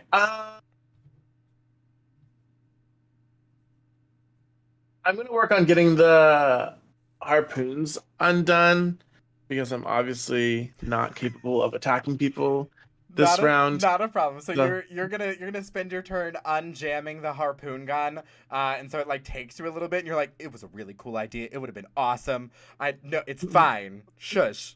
No one perceive me right now. It's very fine. that, bestie, very that. And so that's going to bring us to Birdie. Now, Birdie, there is no one necessarily behind you. You can elect to hold your action so that, like, as you come up, if there is anybody that is behind you, you can grenade or wrecking ball, what have you, or you can jump down and provide assistance to either of the harpooners or the like Is there internal someone mechanism. close enough that I could throw my boomerang at? Not at this time. Dick Dastardly Okay. is ahead of y'all, and y'all Okay. took the lower path. So you would be Okay. aiming like up a cliffside and onto the road, Yeah. so your boomerang wouldn't quite work there. Okay. I'd like to help the javelin people then, the harpoon people. Okay, perfect. So I'll say you kind of like you hear the very heavy scraping of metal as Artemis attempts this bola shot harpoon. So I'll say with your assistance, you're able to help them clear the jam in the harpoon gun, and you'll be able to reload so that y'all can kind of decide together. Do you want to try to take a harpoon shot, or do you want to try with something else between the two of you to attack these vehicles when they come alongside? Are you asking me too? Yeah, like Birdie is able to like hop up into the station with you and like help start clearing the jam. And there's still enough time that by the time Furiosa and Drybones up above will get down, that you'll be able to take a shot at one of them, either with the harpoon gun or utilizing your various abilities. Can we just use the scraps from the harpoons that we've lost and just throw it off of the car at something? Do you want to throw it, or do you want to use the harpoon gun to almost do like a shrapnel blast? I think Like broken harpoon shrapnel. Like a shotgun. Yeah, like a harpoon shotgun blast. Sure, that sounds cute. It's hot. Yeah, we can do that. So, using one of Birdie's grenades, it's gonna provide enough firepower to basically blast forward the shards of these like messed up harpoons. And so, do you want to try to fire that off at Furiosa, or dry bones? I'll let you decide because I've already tried my trick and it's not working. Which one is in the front? Furiosa? Right now, Furiosa is, but you can see that skeletal crane claw that's like this gigantic skeletal hand has pulled all the way up and has rotated around to the front side and is trying to like reach down and latch onto Furiosa and is trying to grab her vehicle. Okay. So I think probably the dry bones one's a better one to grab. Perfect. So as things level out and you start nearing the second line of wild magic boxes that are available with Dick Dastardly in front, y'all, and then you're gonna come right alongside Furiosa and Drybones. You're gonna be able to take that shrapnel shot. I would originally say that this is at disadvantage, but since the two of you are helping, Birdie, I will have you go ahead and make the attack roll. Okay. And so you're going to add your dexterity modifier and proficiency, and you're not going to make it at disadvantage. Okay. Since the So two just of one- you are kind of working together in one station. Okay.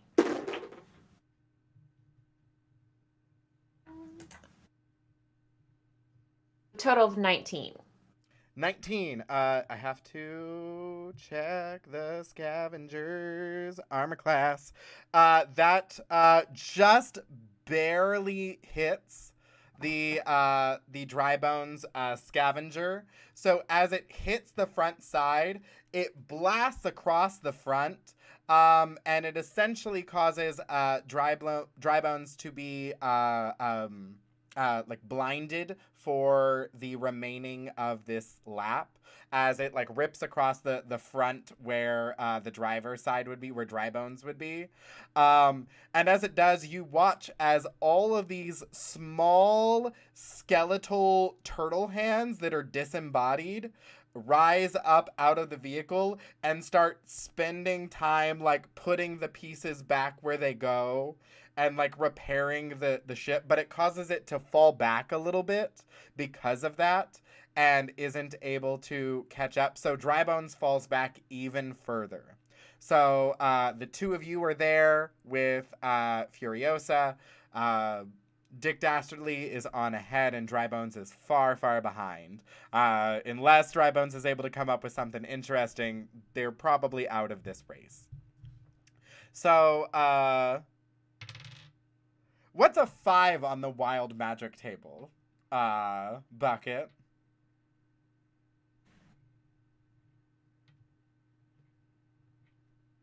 As That would be retribution, retributive strike. If a creature hits you with an attack roll, they take 1d6 force damage. Beautiful, beautiful. So this time you watch as a red turtle shell is held behind Dick Dastardly at the ready. Yes, chat, anybody who is joining us, we have Mario Kart items that the vehicles can pick up as they are making their way down this racetrack. So Dick Dastardly picks it up, and it now is a red shell riding behind his motorcycle at the ready to unleash in case somebody attacks him. Next in line, you and Furiosa each are going to get one. Furiosa gets the 1, which I believe was the tendril attack. Is that correct? Yes. So Furiosa, once again, is going to look over at Artemis and say, "Thanks, bestie." And those shadows once more are going to rise up and are going to try to attack you, Artemis. I need you to make a Constitution saving throw.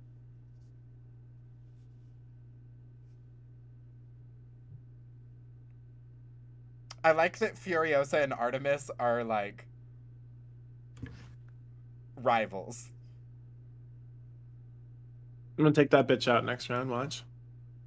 What did you get for your Constitution saving throw?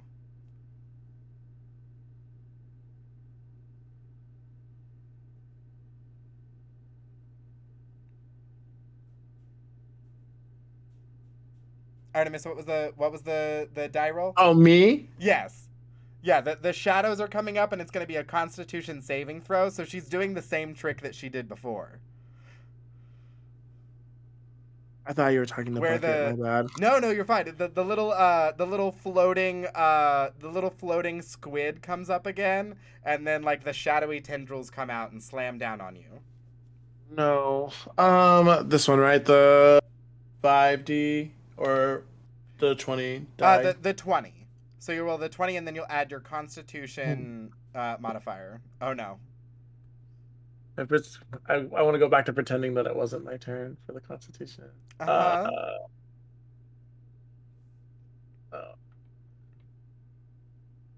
And what did you say? So it's a 4 plus. So This is not my day for D&D. you definitely get hit.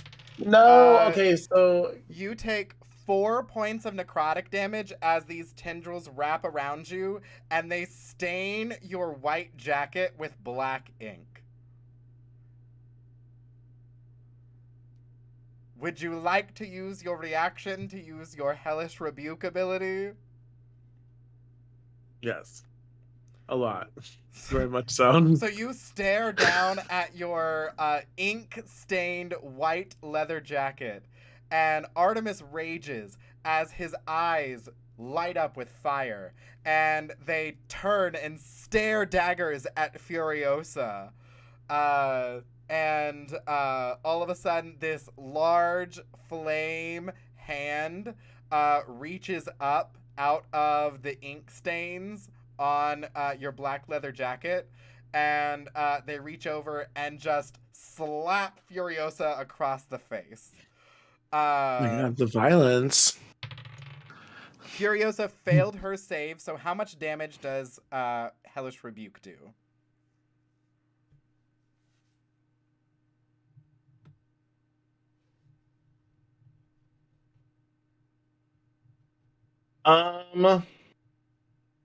It looks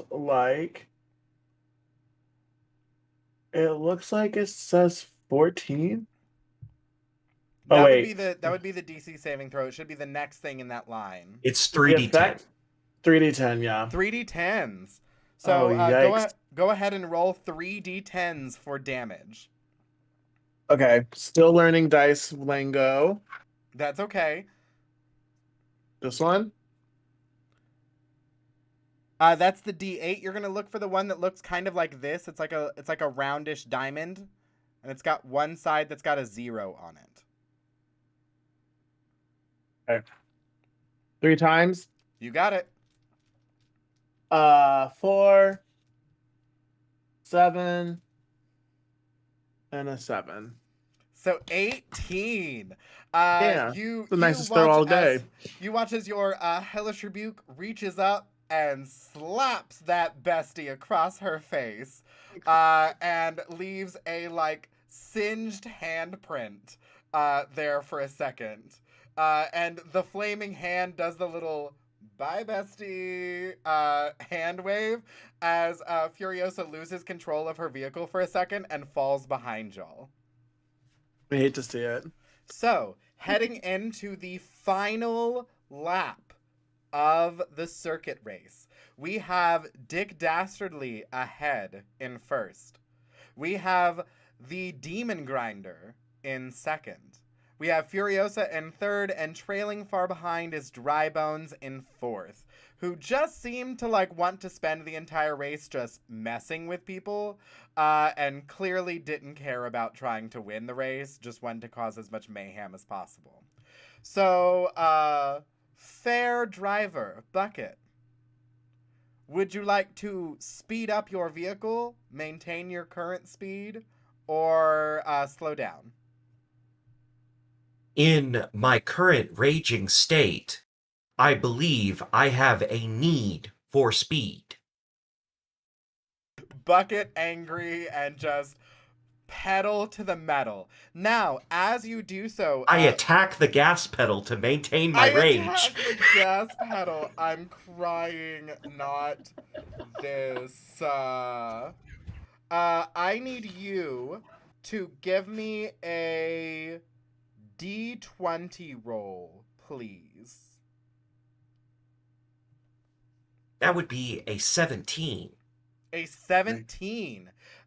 You needed 15 or lower. So a mishap is going to happen. I need another D20 roll from you, please. As Bucket just knows speed and slams the gas pedal to the ground. And Birdie and Artemis and Brittany, the three of you hear the pipes and all of the internal structure of the demon grinder start to rattle violently. Bucket, what did you roll? That is a 12. A 12. So, as you slam down, you three hear the rattling move to the front of the vehicle, and out of the front compartment, large, dark bouts of smoke start pouring out from the front control panel. So Bucket and Brujito, the two of you are going to have disadvantage on anything you do this round unless one of you attempts to fix the vehicle.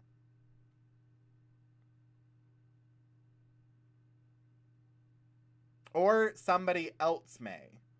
But it is going to impose disadvantage on the two of you towards the front. Yes, Artemis?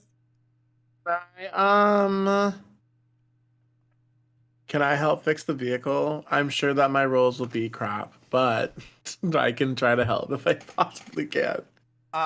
Sure. I would like a dexterity roll and add your proficiency bonus. Let's please. Don't make me roll again. Please, I'm begging you.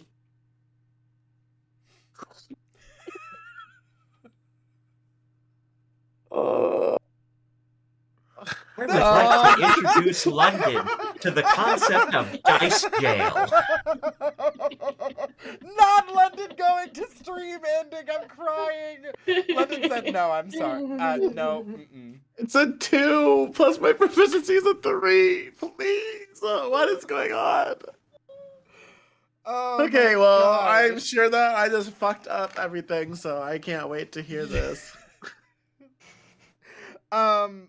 As you go to the main pipe that you can see that feeds directly into the front compartment that is heavily like letting out like large bouts of black smoke towards the front, you watched Brittany use the large wrench to like tighten a screw.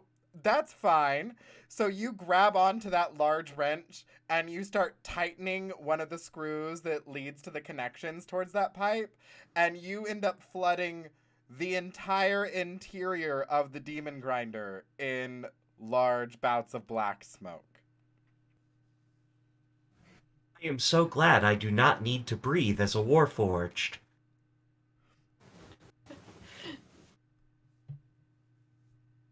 I just didn't want anybody to take disadvantage, and now I'm literally at a disadvantage here.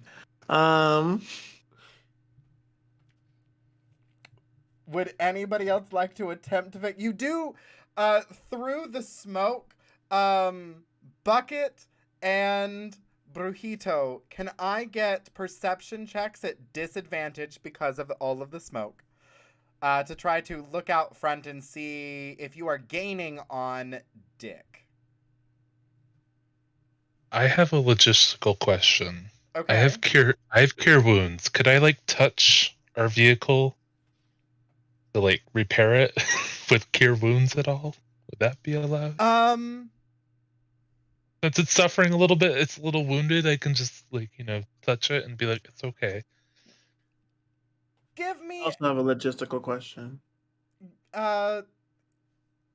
Brittany, give me an Arcana check, and Artemis, what is your logistical question? Is a goblin the same thing as an imp? I would allow it. Okay, so I'll wait, and then I have. Okay. I'll wait. I received a 16 on my perception. At disadvantage. Beautiful. And I have an 11. 11. So, Brujito, it's really affecting you. Like, it's starting to, you don't have as many outlets on your side of the vehicle where you're controlling it. Like, you don't have as much like mesh and window, so it kind of is pooling towards your side, so it's hard to see through. However, Bucket, you can just make out that you're starting to gain on Dick, and it looks like you could conceivably chomp down on Dick there. Brittany, what did you get for your Arcana check? I got a 9. So while there are elements of like soul magic that can power your vehicle, nothing exposed of the vehicle is organic in any way. So your cure wounds wouldn't be able to reach it. You would have to go deep into the bowels of the demon grinder. There are elements of the demon grinder that you don't want to go into because you're not certain what created this thing or how it actually operates. So you stay to the main areas. So from what you can see, your cure wounds would not take effect to any of the things around you. Do you have the mending spell, perhaps? I do not know. Okay. That would have been helpful. I would like to try to fix the vehicle when it's my turn. Okay, perfect. Artemis, did you still want to hold on to that goblin imp question for now? Can I wait for my turn? Perfect. So I'll come back to you in just a second. So, Birdie, you hop down, and now with the heavy smoke around you, you're going to make that same either, I would say a dexterity or an intelligence check this time, at disadvantage. Because the entire interior of the demon grinder is flooded with this dark black smoke. Alrighty. I see what the first one. You said dexterity or intelligence. Do I just use the ability scores at the top? Ability scores plus your proficiency bonus. Okay, perfect. That would be. Let's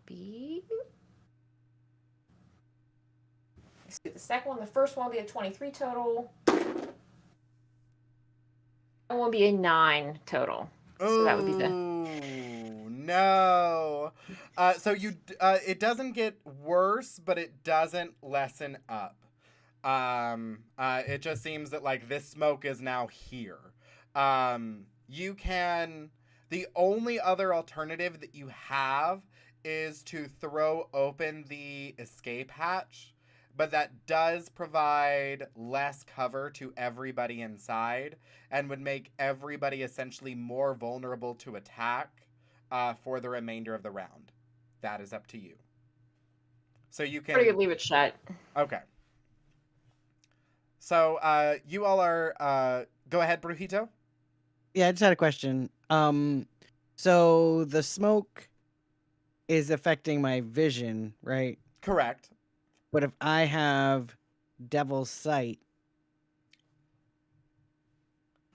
I could still see clearly, yes? Because Devil's Sight allows you to see through magical See darkness. normally in darkness, yeah, both magical and non-magical to a distance of 120 feet. Let's go. So as smoke continues to pour through the interior of the demon grinder, you actually watch as all of a sudden you see the outlines of Brujito's eyes start to slowly light up with magic and like pierce through the smoke. And so you see perfectly through this, Brujito. And you look forward and you see you starting to come upon the form of Dick Dastardly in their motorcycle. What would you like to do? I would like to cast Eldritch Blast. Ooh, okay. Are you going to shoot for Dick or are you going to shoot for like the tires? I'm going to shoot for the tires. Okay, perfect. I believe at 5th level you actually get 2 Eldritch blasts. So, Yes. finger blasts, finger guns, at each of the tires of Dick Dastardly's motorcycle. So go ahead and give me 2 attack rolls. And you are Okay. not making them at disadvantage because your eyes light up and flare and see perfectly through this thick, heavy smog-like smoke. I love it. Okay, the first one is a 16. A 16 is going to miss because you're shooting for the tires. If you see that you're missing there, you can elect to shoot the other one at Dick, or you can still go for the vehicle itself. I don't know that it's going to be any better, but sure, we can try for Dick. Why not? Um, math 5, 6, 17. 17. So you Yeah. do hit Dick square in the back with that second blast. And it is just enough to knock him up. Like you hit him in the back and he does the like really dramatic. He is going to turn around and that red shell is going to lurch backwards and is going to like slam through the grate and comedically like hit you square in the nose and your head bounces back. So you take in retribution 5 points of force damage as that red turtle shell comes barreling towards you as soon as the Eldritch Blast lets out. But Dick Dastardly rolled a 2 to maintain control of the vehicle. So you watch as the motorcycle tips over, and all of you hear a da-gunk, da-gunk, as the front wheels and the back wheels very quickly drive over one Dick Dastardly. And those of you, Brittany, Birdie, and Artemis, you can kind of like peek up from the smoke and look out as you watch the form of Dick Dastardly pixelize and then reappear back at the thing. You have completely taken out one of the competitors. You all watch as anybody in chat, if I can get another D20 roll for our last complication in this third lap of the race. If I can get one more D20 roll to figure out what complication is going to occur as our racers are barreling towards the finish line in hopes of getting first place. We got a 2! Oh, I think this is a good one. And I think it works because I think the 1 and the 2 are the same. They are. So, you all make your way through, and the hole that's left in the front cage from that red turtle shell shooting up and smacking you in the face, Brujito, it exhausts all of the smoke out, and it clears through. And as it does, you all hear, like, as it's starting to do so, you hear a loud thunk on the helm of the Demon Grinder. And you stop for a second, and you're like, well, that's weird. Dick Dastardly went under the vehicle, not on top of the vehicle. And as the smoke slowly dissipates, you see sitting on top of the helm of the ship a huge-sized abyssal chicken that has screeched down from the cliffs ahead and gawks at you loudly and tries to, like, pierce through the hole and try to peck at once at Bucket and once at Brujito. Bucket, it absolutely misses you because it rolled a 4. Brujito, it rolled a 19 for to hit. And what am I mean, I'm sure that hits, but what am I supposed to be That's looking looking for at? your armor class. Oh, yeah, I only have an 11. Okay. So you watch as this abyssal chicken misses Bucket, rears back again, and goes to peck in through the heavy metal grate. Its beak doesn't even, like, have any issue whatsoever piercing through this heavy metal mesh. And it pierces through, widens, and pecks at your entire chest. Its beak able to like cover across the entirety of it. You are gonna take 6, 10, 15 piercing damage as this abyssal chicken lands on the hood of the demon grinder and starts pecking Oh at my you God. madly. Oh my god. Okay. I'm not sure if you do, since you are also since you are a warlock. Would you happen to have hellish rebuke or any responses whenever it is able to attack you? I don't know what kind of warlock you are, so I don't want to assume hellish rebuke, but I'm making a potential No, hopeful. yeah, I don't No, think I okay. have. It was worth a No, shot. I got nothing. Yeah, I So got nothing. it just gets to peck away at you. It's Yeah. living its best life. So you all now have a heavy abyssal chicken on top of your vehicle. You watch as Furiosa is starting to drive up alongside all of you, and from behind her, she hits a button, and a exhaust pipe rotates up, and she begins spewing forth the waters of the river Styx as they spray over Dry Bones. And whenever you all look out and around, all that is left now is like just the remnants of the ship, and slowly skidding to a stop is the turtle shell of Dry Bones themselves, slowly skidding to a stop before they pixelate and reform back. So, Birdie, Brittany, and Artemis. It is just between y'all and Furiosa as you are barreling towards this finish line. What would the three of you like to do in an effort to try to stop her from overtaking you? You know that she is a faster vehicle. You are weighed down currently by this abyssal chicken.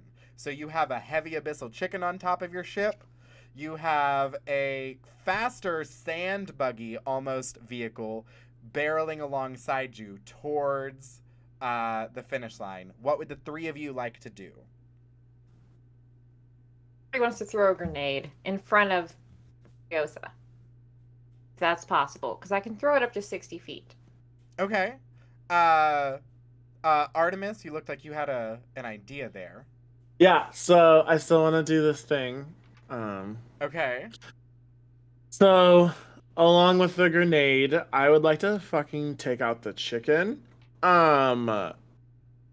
I speak Goblin, which you therefore said I could speak to imps, who Sure. also. Yeah. So I would like to gather friends to take out the chicken.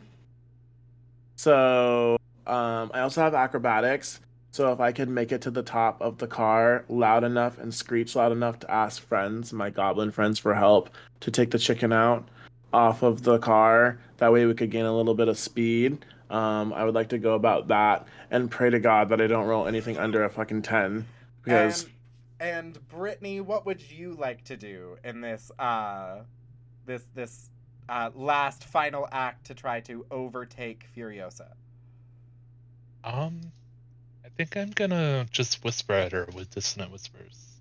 Oh, okay, to try to distract her long Distract enough. her. Yes. So we'll play things out in this order. So Artemis, go ahead and give me your I'll say you're skilled enough that you don't need to roll acrobatics to get on top of the vehicle, but I will have you give me a persuasion check to try to persuade any nearby imp creatures to like swarm this incredibly large abyssal chicken.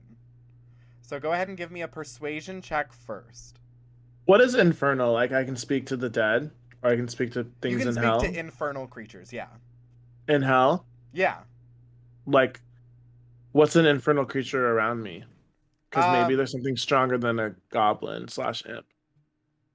You're welcome to try either of them. So I would say goblin gets you imps. Infernal might get you something bigger. Okay, so therefore, I would like to speak to any infernal creature around me, asking it to get this big bird Sesame Street animal off the car. Um, So go ahead and give me a persuasion check, Artemis. oh god. Your dice have been working so well for you tonight. It's gonna I'm just work gonna drop it from beautifully. up Yeah. here. There you go. Where's my? There you go. Oh no, not the cowboy hat. Where's my No. jacket? No. Oh, this is gonna be good. Okay, please, please, please, please. Everyone, get your yays or your rips ready in chat.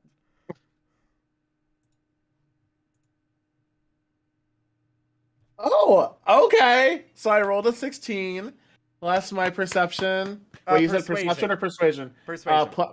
Well, you should have went with perception, but my persuasion's a +3, so that's a 19. 19. I'll take any infernal creature that can get Big Bird off the car.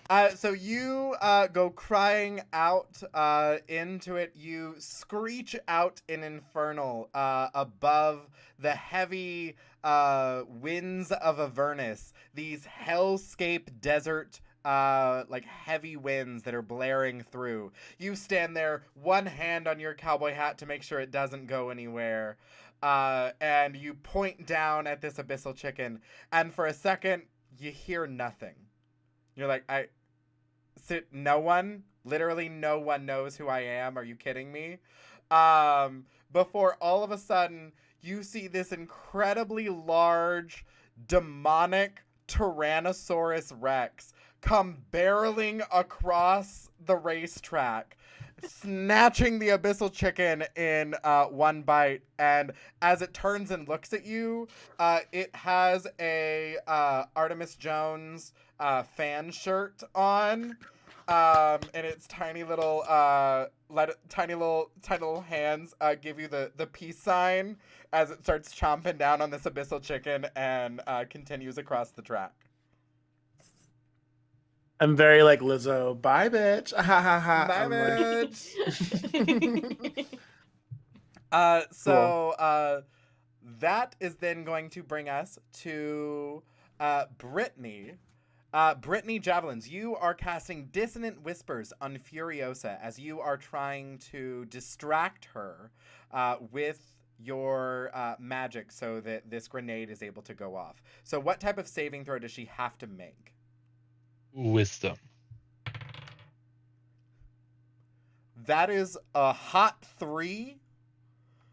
So I'm going to say that fails tragically. So Let's go! Tragically. Brittany Javelins, what form does your Dissonant Whispers take? What hot Brittany ballad would we like these Dissonant Whispers to play into the mind of Furiosa? It's toxic, but it's an ASMR. So it's just literally whispering the lyrics to Toxic. But in ASMR style. All of a sudden Furiosa is like raring to go. She avoids the T-Rex Artemis stan just barely. And she's still like going neck and neck with y'all, and it's like, yeah, I got this. And then all of a sudden in her mind she hears, with a taste of your lips I'm on the edge. And like she like is, what the hell, and makes a hard right turn.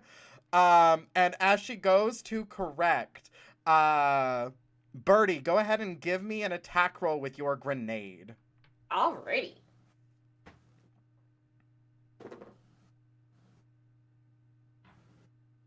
I have proficiency in grenade. No, I don't. I'm gonna say you do because you're exactly that kind of butler. Okay, perfect. So I add my proficiency and then what, my dexterity? Yes. Well, then that is gonna be a total of 26. Jesus. I got a 19 Was that a nat and I had 20? plus 7. No, I got a 19 plus 7. My lord. So you very calmly pull the pin with your teeth, calmly like softball throw it, and as Furiosa comes rearing back to the left, she goes, oh, and drives right on top of the grenade as it explodes, and her car lifts up and down, and you watch that pixelation happens, and you all continue to drive forward past the finish line as you see the pixelation form of Furiosa as you clear across the track and slowly bring the Demon Grinder to a halt. It is damaged. It has taken some hits. You have taken some hits. But the 5 of you have bested your competitors and have won the race. You all slowly disembark from the Demon Grinder and step out onto the track. The crowd is going wild. You can see all of them have different fan signs for each of you, as well as just like the Demon Grinder itself. And as you step forward, the commissioner slowly materializes and steps forward, and all of a sudden you all hear a very loud thunk inside the hub of the Demon Grinder behind you, and you understand that you have been awarded your payment for winning the race. He slides over a coin to the 5 of you, and this one has this very, very, very large mushroom with a little doorway at the base of it, and lets you know that you have won entry to the next leg of the circuit as the current champions. And every time somebody wins, they always permanently win entry into the next race. And then the others have to find ways to earn entry. Who knows how Jason Statham was able to earn entry to this race? Lord knows nobody planned it originally, but he was here. Very unfortunate mishap with him figuring out an ARG. Absolutely, it happens. It's fine. It's fine. So as you all kind of like look on and prepare, you can see folks in the stands are like cheering and going wild and so excited for all of the fun. And you all kind of like board back up. As you do, Furiosa kind of like looks over at Artemis and gives a little bit of a playful like wink. And a little like wave with the mechanical hand is just like, bye bestie, see you next time. You can tell Furiosa's kind of feeling the Artemis vibe. It's very much like that rivalry of like, are they going to like completely fight each other, or are they gonna have that like Mr. and Mrs. Smith moment where they like are fighting in the middle of the house? Like, it's that kind of make vibe. out? Yes, it's that kind of vibe Oh, between God. Furious and Artemis. Or at least Furiosa feels that it is. Artemis may have different feelings. I mean, we'll see what happens in the next race. There you go. Dick Dastardly kind of like helps pick up Muttley and looks over and furiously tends to his mustache. And you see Dry Bones just kind of like standing over in the corner, like underneath the shadow of the tent, just like staring daggers at the 5 of you. As you all hear Jason Statham slowly get pulled into the darkness of Dry Bones' tent. And then look over at Dry Bones' scavenger, and one more dark metal spike and a spirit appear on the outside of the ship. Dry Bones is okay. Dry Bones got what he came for. He's good. And you all open up the chest, and inside is a brand new steering wheel for the Demon Grinder, and upgraded harpoons that actually function as bolas. So Brittany and Artemis have new toys to play with. As you all also receive a hefty winning purse of 1,000 gold apiece for winning this circuit race. and you now have 1 year's time to prepare and train for the next circuit race that takes place in the Feywild. And everybody, that's our D&D game tonight. Thank you all so much for joining us. This was super silly and fun, and I got to try out a lot of mechanics that I haven't got to use in D&D games before. And I hope everybody had a really, really fun time with all of the silly racing antics. Yeah, that was fun. It was Thank so you. much fun. I loved it. Thank you all so much. Thank you to everybody who donated tonight and actually cleared our $1,500 goal. That's wild. That's wild. And thank you, Bucky, for $164.32 in donations. Hell yes. Thank you. That is incredible. Thank you to everybody who came in and watched. Thank you, Jeff, if you're still here, for entrusting all of your wonderful community to this incredibly, incredibly fun D&D game for charity that we had tonight. I'm going to go ahead and have our wonderful guests tell you a little bit about themselves again, where you can find them across the internet. And then at the end of tonight, I'll tell you a little bit about our upcoming games for our final 2 nights of Turf Wars, our charity tabletop series. So we're going to go ahead and start things off with Ashley Kraft. This was so fun getting to game for the first time together. Thank you so much for coming on the channel. Welcome. Tell Thank us a you. little bit about yourself and where we can find you elsewhere. Yeah. My name is Ashley Kraft. I use they, them pronouns. I'm an actor, a writer, and an artist, and recently just getting into being on TTRPG stream, so that's been a lot of fun. You can find me online I have a card, which is ashleycraft.card.com. And I also have an Etsy shop, which you just search Ashley Craft as one word and click on look at the shops. I have stuff like I'm soon going to be putting my Pride Frog enamel pins on there. So that's very exciting. Yeah. And I also have my Twitter is Ashley_Craft, and my Instagram, TikTok, most other things are Ashley Craft with just no underscore. Yeah, that's my fun little stuff that I do. I do a lot of things. I wear many hats.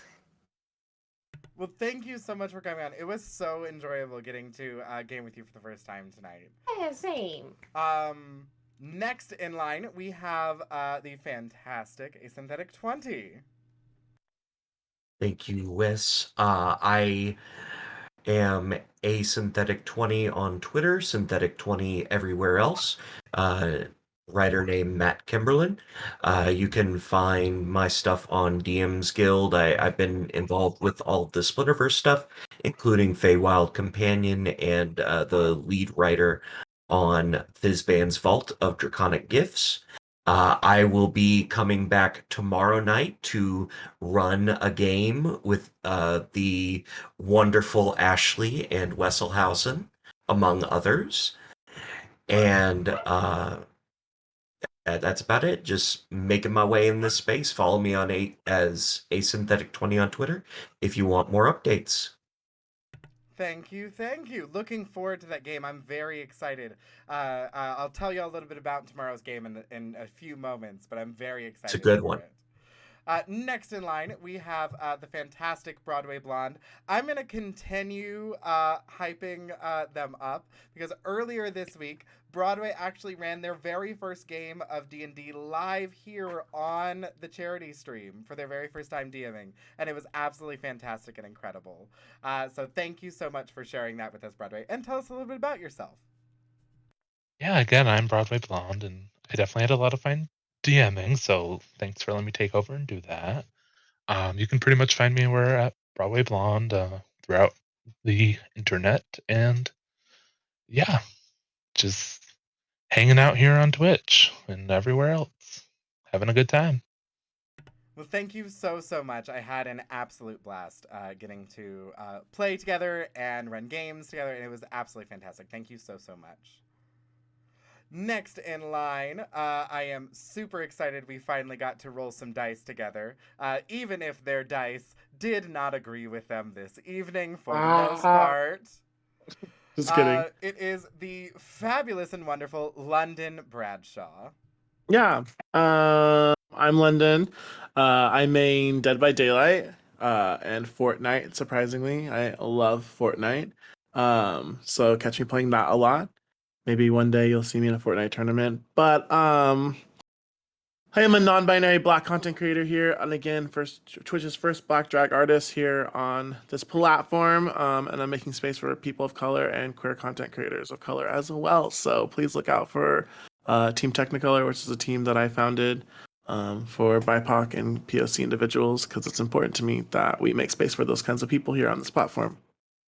And you can find me at London Bradshaw everywhere except my Twitter is Bradshaw London. Don't ask me why.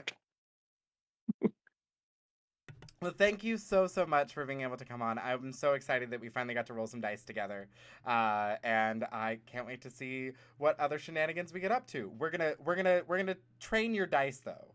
We're gonna train them to be better before next time. Maybe I should scream at them next time. Just like there you whack go. with me. Scream at them in Infernal. Clearly. Oh yeah. There you go. That's true. That's true. Next up in line, we have the fantastic Juliancito.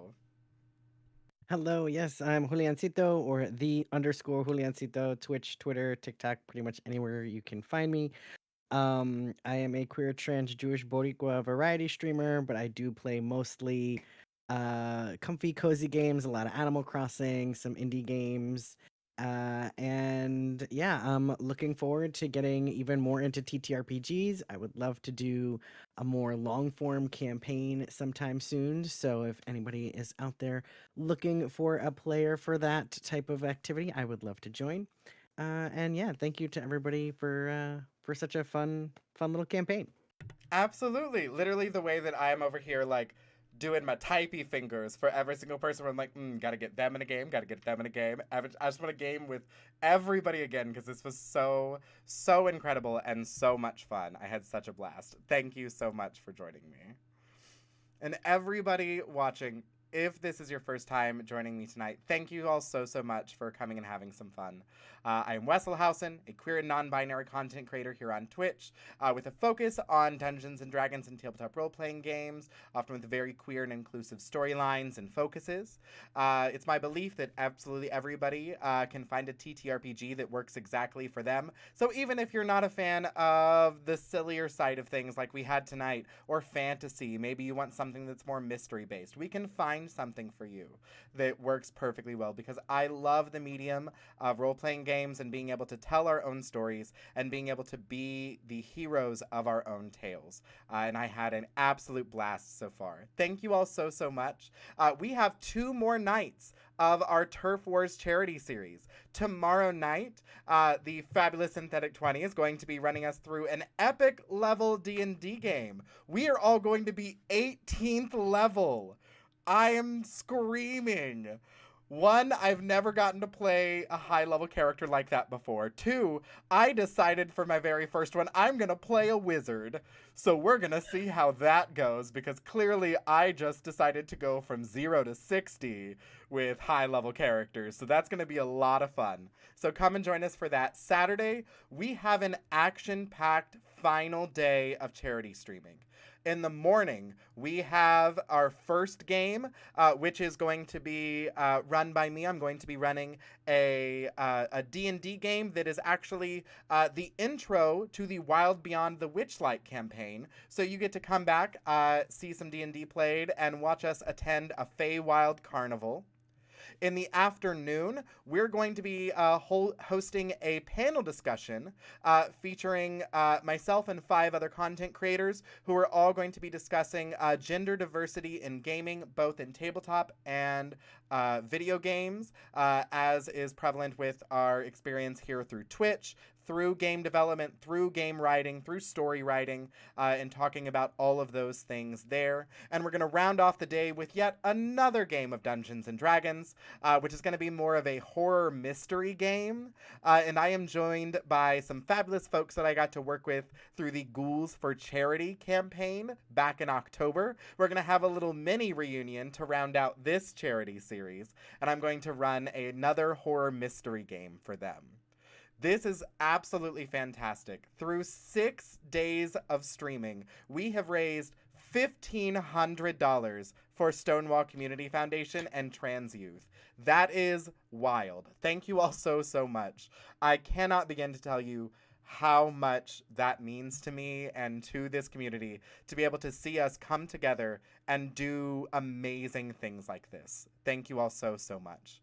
I'm going to go ahead and I am going to put us over to our starting soon screen. It's going to play through some reels of the games that we've had going on this week while I find somebody for us to raid and share the love on over to.